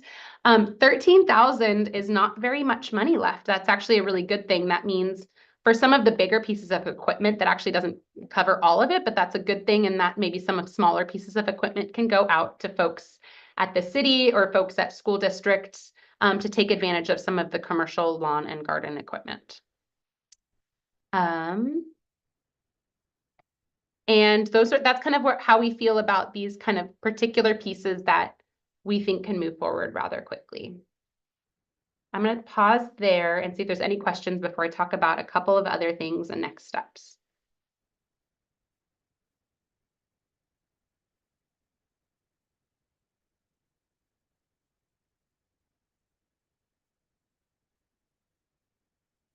All right. So a couple of things, and certainly some stuff we'll bring to you all in October. October is an in-person meeting. Again, I just want to thank you all for the suggestion. I do think everything we talked about today, there are so many discussions that can be had differently when we're in person that I think will be helpful. Again, I'm stealing thunder of people later, but we do want to have the meeting be a little bit longer. Start at about 4:30 so that there's more of a chance for folks to get some of this information before we start having the main bulk of the meeting and having discussions. That will be where we start to seek support for some reallocation. Maybe it's not every piece, as Bianca shared. I think that's appropriate. But as appropriate, maybe we're ready to move some funding and talk about some of the other measures we didn't talk about today. There are a few measures we didn't get to and didn't talk about today that we can certainly update you all on the progress at the next meeting. In November, we want to discuss the non-incentive CERP measures because, as you know, the incentive measures are just one piece of our CERP. We also have measures for enforcement and outreach and permits and a few other things that we want to make sure that we continue to update you all on and continue to let you know what the plan is after the 5 years are over. And that will not be something that we just update you on in February. We want to keep you involved in the process and kind of like this, see how you feel about sorting those measures into different buckets as well.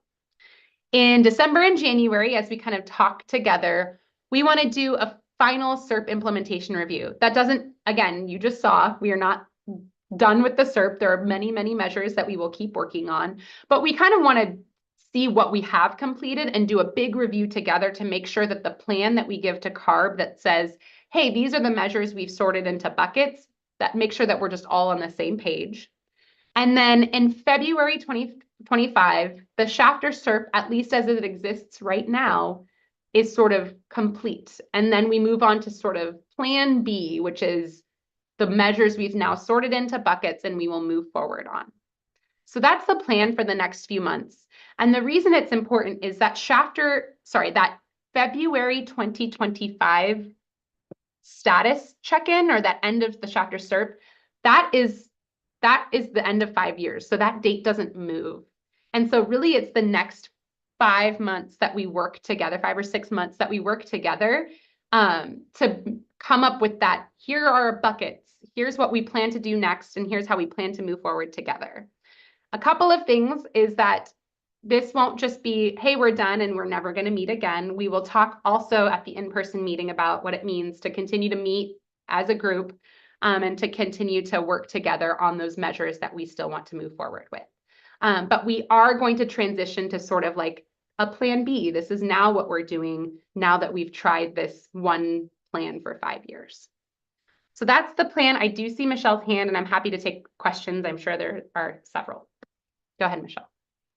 Okay, so basically in February of 2025, everything in our, in January, you'll finalize everywhere where we want to get all the money is. So Exactly. That's why we need to be deciding if we're going to take stuff out of the sidecars and why we're going to move this over here, wherever we move it, but we don't want to leave it in a dead category because then it will never get used. So we need to move it so that when we hit January and we finalize everything, then the next several months, years, whatever it is, we will help implement those funds to make it where, because there'll be no more moving of funds. Is that correct? I think all with that end piece, maybe in a year we check in and we try to shift funds if it makes sense. But to your point, I'll just say everything you said, Michelle, just now is exactly right. We have a deadline and we want to spend the funding based on CSC input, based on your priorities and based on the ability to reduce emissions. And that deadline is the end of the Shafter CERP implementation to do it. And so the earlier we shift funding and the earlier we make a decision on what that plan forward is, that's the best way to make sure that funding stays here and gets spent in the way that you all want to spend it. Thank you. Any questions on sort of like the timeline? Again, we will work with you all, keep this timeline updated on next steps and what to do as we move forward. And I'll just say at the October meeting, we will really dive into this timeline and what it means for each of these measures.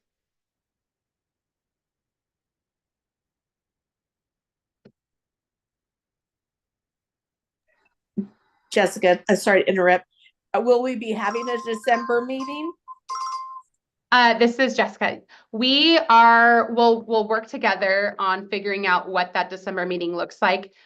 Probably based on some of what I'm hearing right now, I think we've traditionally not had a December meeting for the holidays and kind of where it falls, but I think it might be see where we're at. It might be an important meeting to have, I'm guessing, based on the decisions we need to make together.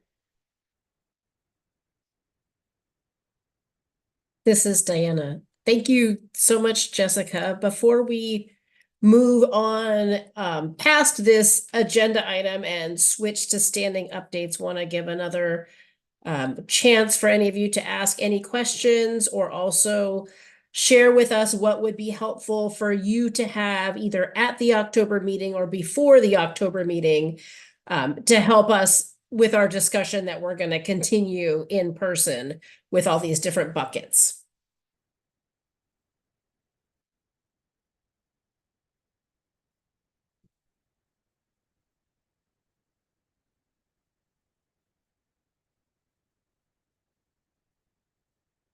Great, well, thank you. So thank you, Jessica.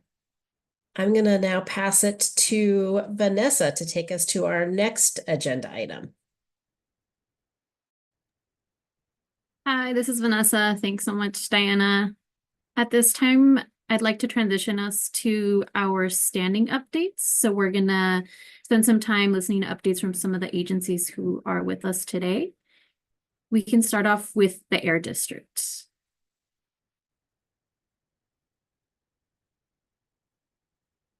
I think I'm going to start for you guys. My name is Michelle Rivera. I am part of the Outreach and Communications team for the Valley Air District. Let me share my screen.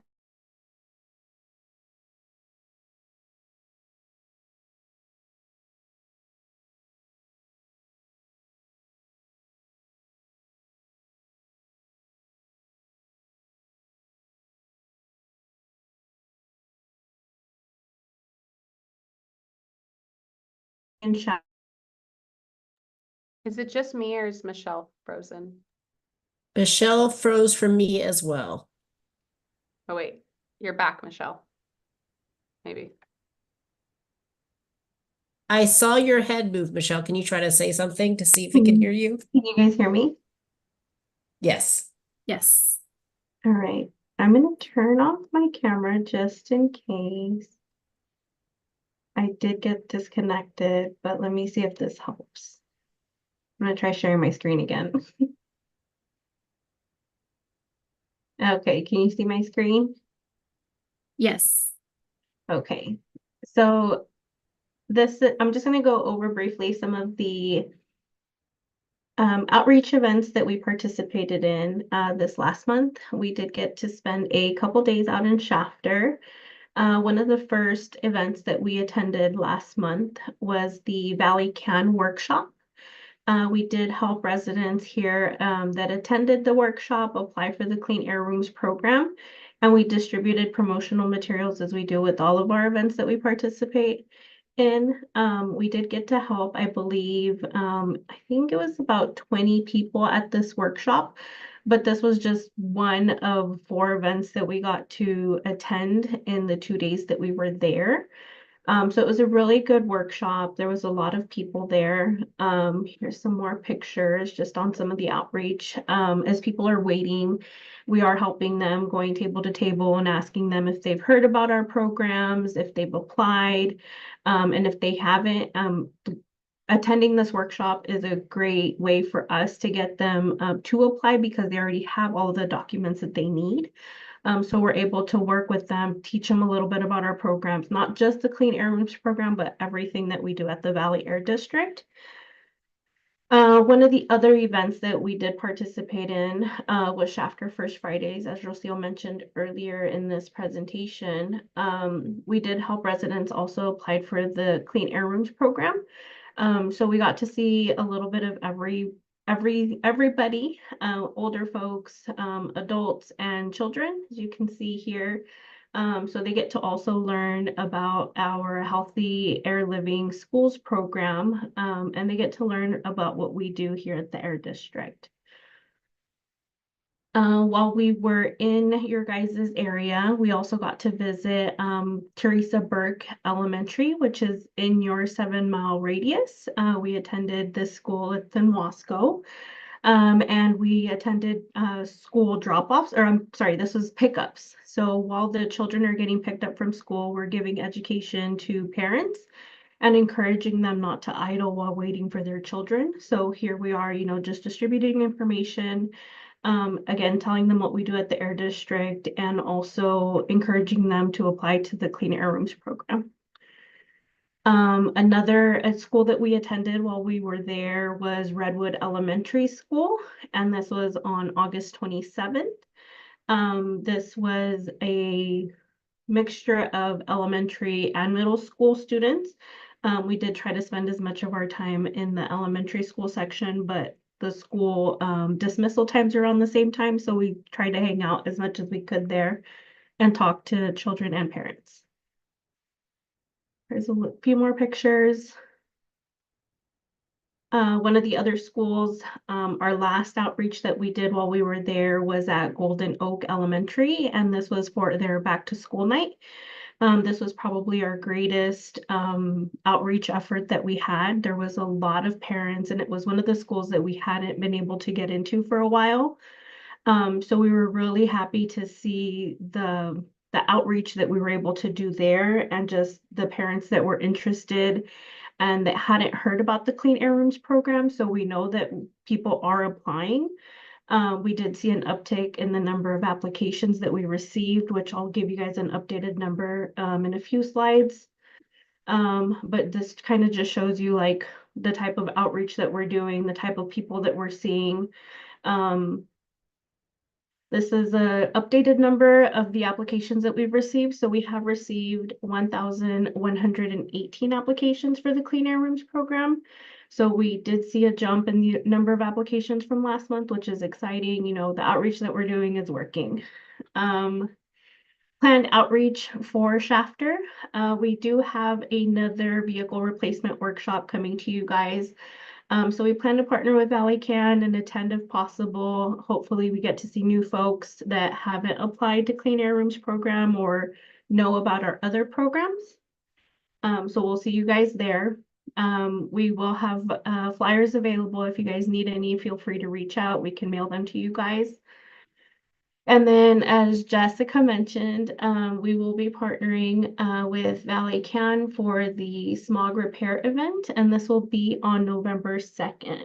One of the things that we mentioned was that the lawnmower exchange event will also occur at the same time. So what you're not seeing on this flyer is that promotion of it. So we're working with Valley Can to have them update their flyers and make sure that they're mentioning that the lawnmower exchange will take place at the same time. We're not sure what that's going to look like yet as far as the promotional materials, but we will work with them to update them and send them your guys' way as well. Again, if you guys need them, if you guys want to help us promote these events, please give us a call or email us, and we'd be happy to send them to you guys. That's it for me.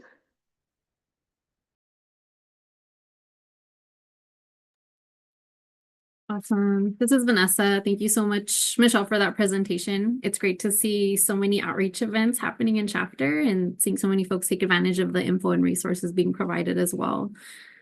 I'm wondering if anyone has any questions or comments that they'd like to share about anything that Michelle shared just now.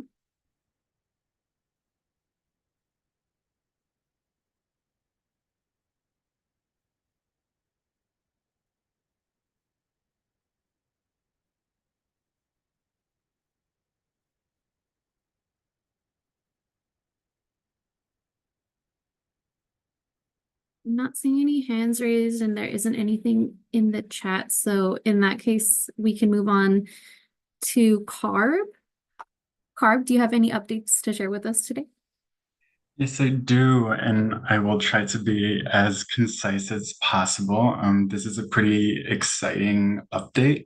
I will share my screen for this. Okay. Can everyone see both the English and the Spanish? Is that yes? Yes. Okay, so CARB is launching the new statewide mobile monitoring initiative. This is a really big program. It's $27 million. It is something that OCAP, the Office of Community Air Protection, has outlined before in the blueprint. Quite a few years ago now, and we're finally now launching it. This is going to be a statewide initiative where we are targeting a lot of communities from the climate investment priority populations. And so this will be a lot of the consistently nominated communities, communities that were sponsored but did not get AB617 implementation funding like Shafter did. And so these communities, for instance, nearby include North Bakersfield, Tulare, Lost Hills, Wasco as well, that was just mentioned. There's 64 in total. And this is being contracted through ACLIMA. And so this will be a lot of mobile monitoring. So not only are we going to monitor pollutants such as PM 2.5, NOx, all things that we're trying to reduce here in this SERP, but we're also looking at a bunch of other things such as black carbon, methane, formaldehyde, and all sorts of stuff. And so this is a really great opportunity to learn a lot about the air we breathe. There's a lot of unknowns, and so this is going to be an initiative to tackle a lot of the questions that we have. And so what I really want to get at here is that very soon there will be a kickoff event on September 17th. And it's going to be from 5:30 to 7:30. And I really, really encourage everyone to attend or to share about it. This is going to be a very large and very fast project. It's going to all really happen within the next 2 to 3 years. And so one thing that I want to mention that wasn't on any of these flyers, which, by the way, we will email and get it to everyone. The Air District, if they do not have it, they will have it by the end of the day. And one thing I wanted to mention is that we will be forming a project expert group as well as a co-leads group for this SMMI project. Now, the project expert group will actually kind of operate like a CSC in terms of directing and helping direct monitoring. And half of that will be planned to be community members. And so if you or anyone in San Joaquin Valley that has experience in operating on a project at like a state, federal, or even local level, this will be also funded as well. Co-leads are going to be a little bit more involved rather than like quarterly meetings. And these will really be the people also with a stipend, directing community, air pollution concerns. And during this meeting, we'll have a call out for that, but I just wanted to mention it here.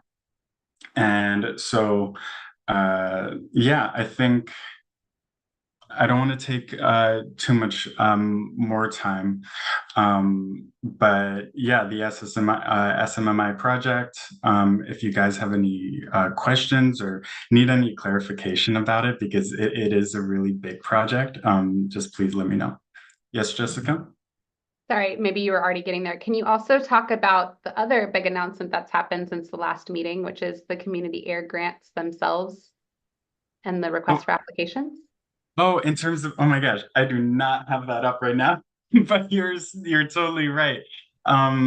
I've been very busy with SMMI right now, but cycle 5 is accepting grants. I think the deadline is in November. Is that correct, Jessica? I'm sorry, I don't. I don't No have- worries, no worries. Yeah, so November 1st at midnight looks like it's CARB's deadline for the cycle 5. And Mike, can I put you on the spot to really briefly, I think a lot of folks know, but maybe not everyone, like what is a community air grant and who can apply? Yeah, so a community air grant is a really, really great opportunity for a community-based organization, a group of organizations even. They commonly work together with the counties or even the air districts and CARB to work on some sort of air pollution project. It can be a community emissions reduction in terms of like an actual plan. It can also be to help provide monitoring efforts. These grants are anywhere between like 100 and 500,000. So it's not a lot of money, but this year, cycle 5, we have the most amount of funding, 50% more, I think, than the last cycle. And so it is competitive, but there is a ton of funding for a lot of people. I'm a community air grants liaison myself, and so I'll be able to help anyone if anyone has questions here, and email as well. But yeah, it's the workshops have passed so far. There were 2 informational workshops, and I mentioned that in a previous CSC meeting. So please let us know if you have any questions. November 1st is the deadline for that.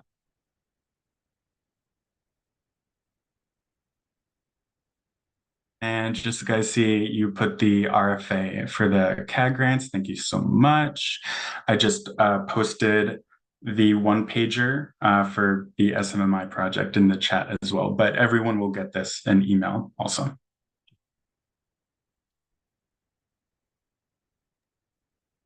And that'll be, any other questions? This is Vanessa. Thanks so much, Mike. Yes, does anyone have any questions that they'd like to share about any of the information they just received? Oh, Bianca, I see you posted a comment saying location. Were you asking about the location of the kickoff? Location. Assuming it is a completely virtual event. I think we intended to have it like a hybrid, but it is virtual, and there will be Spanish interpretation available as well.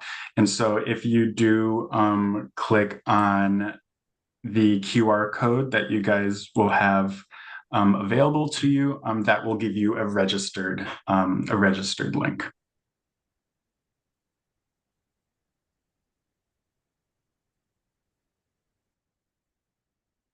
This is Vanessa. Thanks, Mike. Thanks for your question, Bianca. Any other questions before we move on to the next update?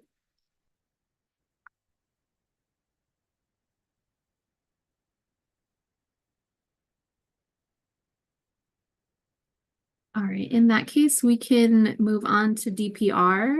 DPR, do you have any updates to share with us today? Yes. Good evening, everyone. This is Aniela Barant from the Department of Pesticide Regulation. We just have one update for tonight. We are thrilled to announce that DPR has hired a deputy director for sustainable pest management, and her name is Sapna Sotahil, and she is going to lead the sustainable pest management program at the Department of Pesticide Regulation. And so she has over 20 years of experience as a leader in sustainable food and farming, climate and health and equity program management, and also policy and research. So we're really excited to have her on, and she's going to do a lot of work on sustainable pest management, or SPM. So happy to have her. And I have a press release that announces her, and I will drop that in the chat in both English and Spanish. Thank you, everyone.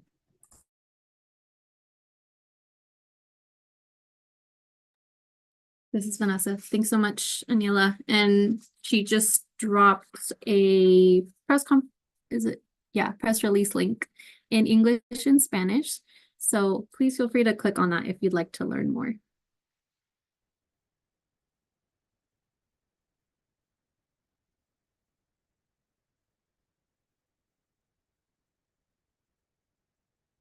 And Gustavo, I see your comments. She has her first project here in Kern to work with Ag Commissioner and us. Very exciting. Any other comments or questions?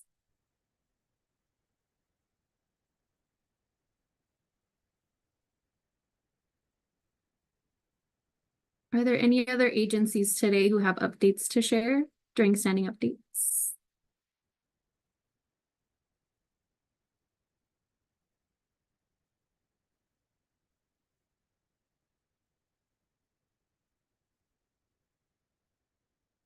Great. Well, thanks to the Air District CARB and DPR for your updates. Before we continue on to the next section, just want to leave some space in case there are any other questions or comments that folks would like to ask.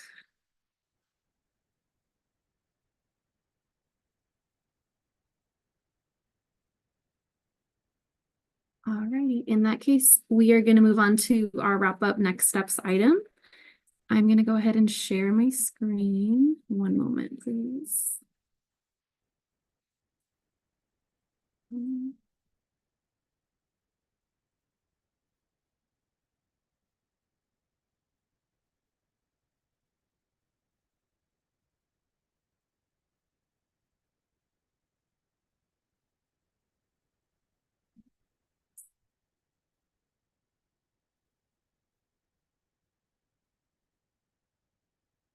Can you all see my screen okay? Yes. Yes. Okay. Sorry, let me enlarge it a little bit. There you go. All right, well, once again, this is Vanessa. Thanks so much, everyone, for a great turnout tonight and for engaging in today's meeting, asking all of the questions, providing all of the comments. As you are likely aware, it's really important that we get the CSC's input, especially as we start planning for in-person meetings. We definitely want to make sure that the October in-person CSC meeting is a successful one and one where you feel like you're being heard and the discussions that you want to have are being held. So as always, definitely appreciate your engagement. As was mentioned before, we're really excited to share that our next Shafter CSC meeting will be held in person at the Shafter Ford Theater on Monday, October 14th. We will start a little earlier than usual, as Jessica had mentioned, just because we want to make sure that we have enough time to fit in all of these wonderful discussions regarding the SERP incentive measures. So we will be starting at 4:30 p.m. instead of 5 p.m. to make sure that we get to cover everything and we don't feel rushed. We'd also like you to note that there will not be a Zoom option available. It will be mainly an in-person meeting. And as always, we look forward to seeing you all there. And as for agenda setting for this month, the October in-person meeting will focus on discussing and reaching consensus on the SERP measures that we heard about earlier today. And so the agenda is pretty set.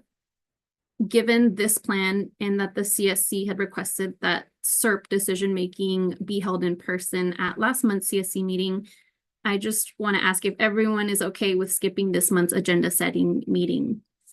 I'd love to hear from you all. You can feel free to comment in the chat, or if you prefer to raise your hand or speak out, feel free to do that.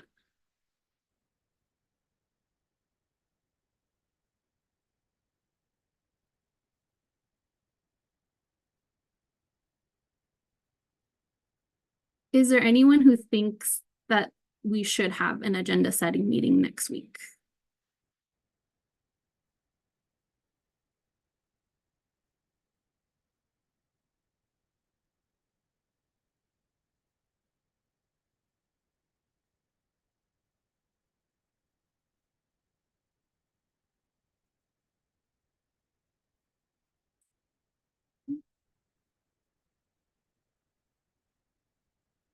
I'm not seeing anything related to comments sharing that we should have an agenda setting meeting.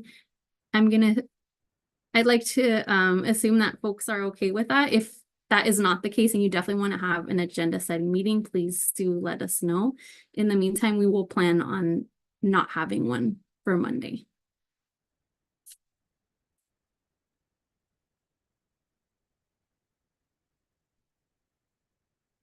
At this time, I'm going to share my screen so you all can see the action items that we have included during today's meeting.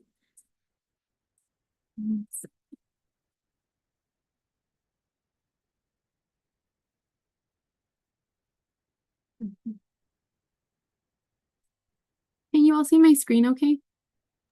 Yes. Okay, thank you. Sorry about all of the tabs.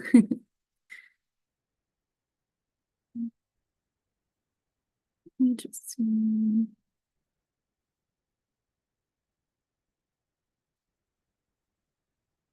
Okay.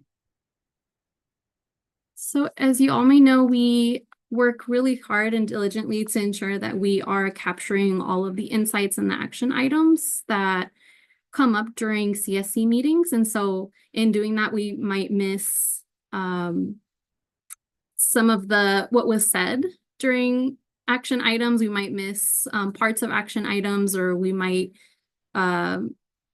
altogether forget action items. And so as I'm reading through the action items, we definitely encourage you to let us know if we misrepresented something that we wrote down, if we missed something, or if something just doesn't make sense.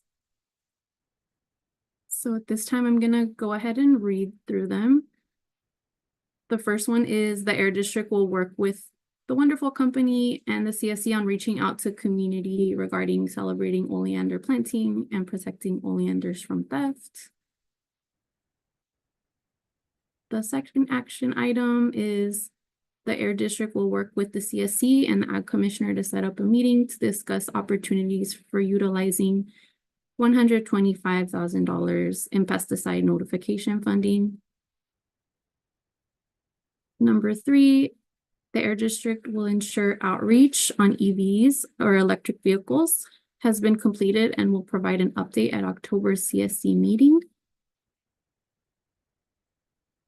Number 4, the Air District will aim to provide CSC with low dust nut harvester data before October's CSC meeting.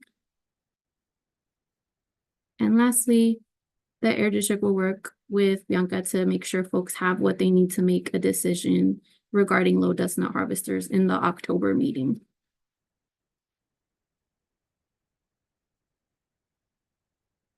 Those are the action items that we have for today. Does anyone have any questions or comments or changes that they would like to make about any of them?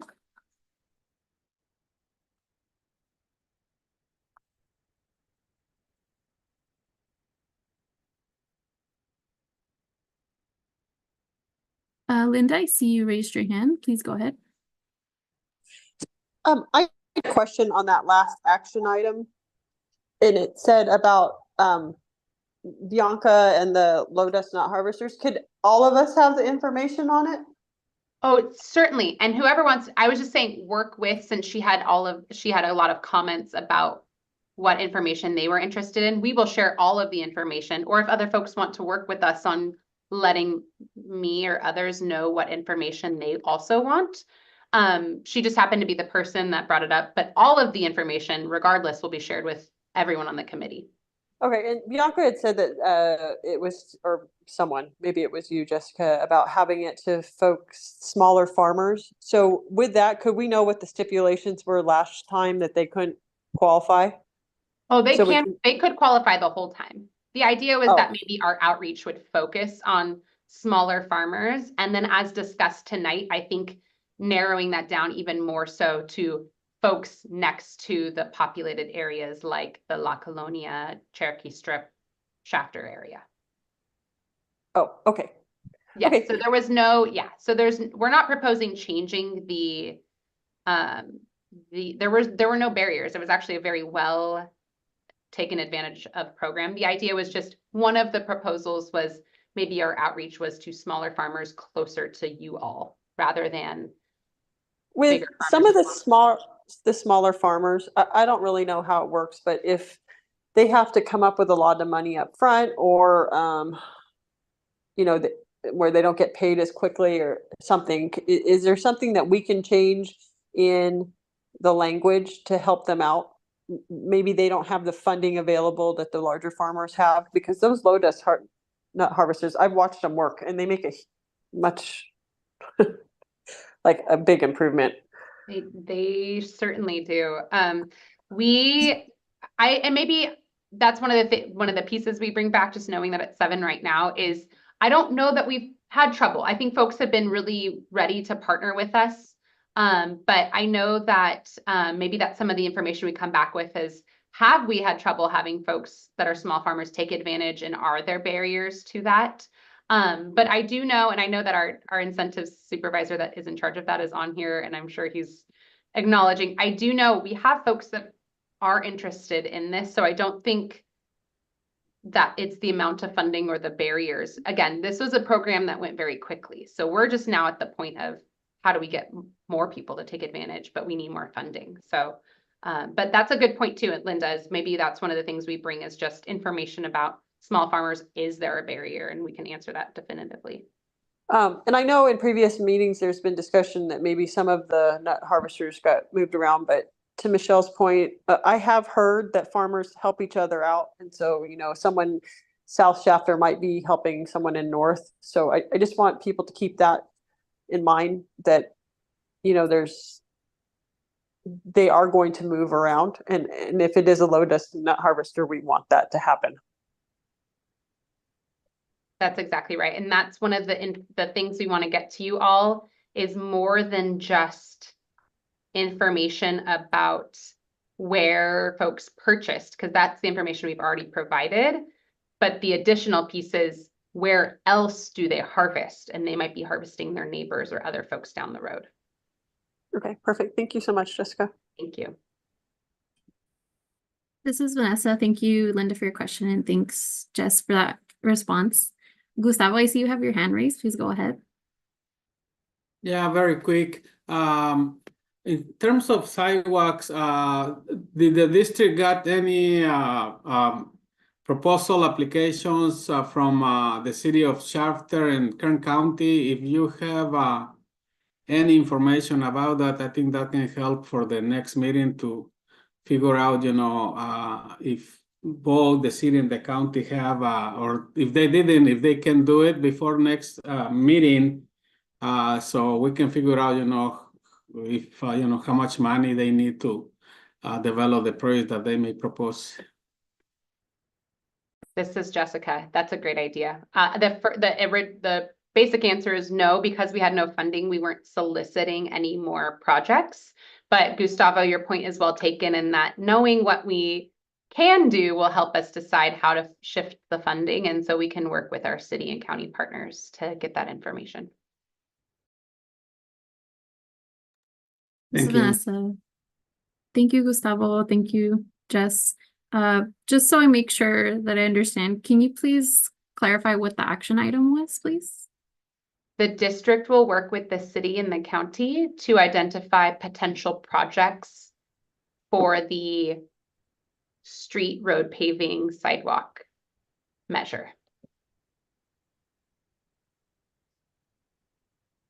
So that, I mean, you don't have to add this part, but just the context is, so folks, when they go to decide if their money is needed or how much money is needed, they kind of have context for what those projects are and how much they may cost. Ms. Vanessa, thank you for that clarification. Are there any other questions or comments from folks regarding any of the action items that I shared today?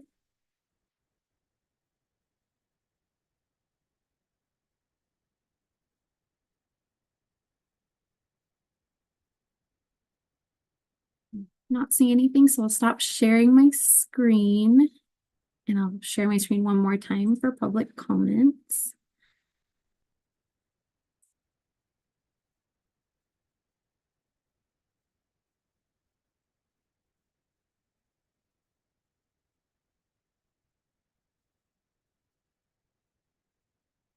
Well, thanks everyone for your continued engagement. Like I mentioned before, we really appreciate you asking. Oh, Brianda, I see you have your hand raised. Oh, I'm sorry. I was just going to give a comment. I would just want to be ready. I know we're past 7, so I wanted to be prepared. I'm not sure if I can just give it now or if you want to continue. I'll be super brief. Thank you. Well, thanks so much everyone for your continued engagement. At this time, we'd like to open the floor to anyone who would like to make any final comments. As a reminder, community member comments are really important to this process so that we make sure that the program is shaped with the community's perspective in mind. If you'd like to make a comment, we invite you to raise your Zoom hand or type a comment in the chat. Brianda, I see you have your hand raised. Please go ahead. Thank you, Vanessa. And this is Brianda with TCAC. So I am just sharing a flyer in the chat. I went ahead and provided a link to a public roundtable that TCAC with CARB will be hosting this Thursday. And this is a really great opportunity for everybody in the CSC and CBOs on the call, community residents, to really express what they would like to see as far as practices and principles to incorporate environmental justice into research projects, knowing that the Central Valley, that there's a lot of interest here and a lot of folks want to come and do different projects and find out all of this data. So what does that look like for it to be an equitable process and to be working towards community? So we want to invite everybody to please come out and give your input. I am aware that this is the same day that there is another really important meeting that is a conflict of schedule. So if anybody on this call has any comments that they would like to maybe write down and submit to either myself or my colleague Gustavo Aguirre Jr., please feel free to send those to us so that your contribution is also reflected. This is the findings of this roundtable, and these conversations will really shape the projects that will come through 2025 to 2030. So we really encourage everybody to give input if they have capacity to. Thank you.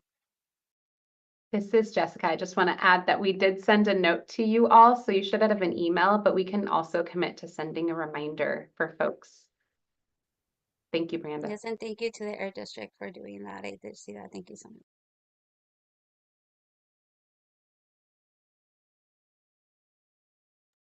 This is Vanessa. Thanks so much, Brianda, for sharing that info and for posting that flyer in the comments. Are there any other comments that folks would like to share at this time? And Brianda also posted her email for folks who would like to get in contact with her.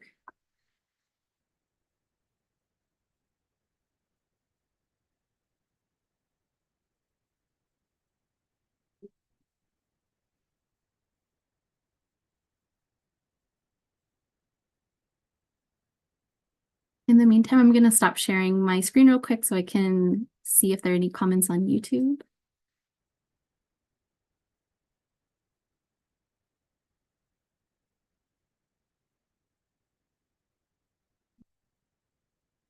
I don't see any comments on YouTube.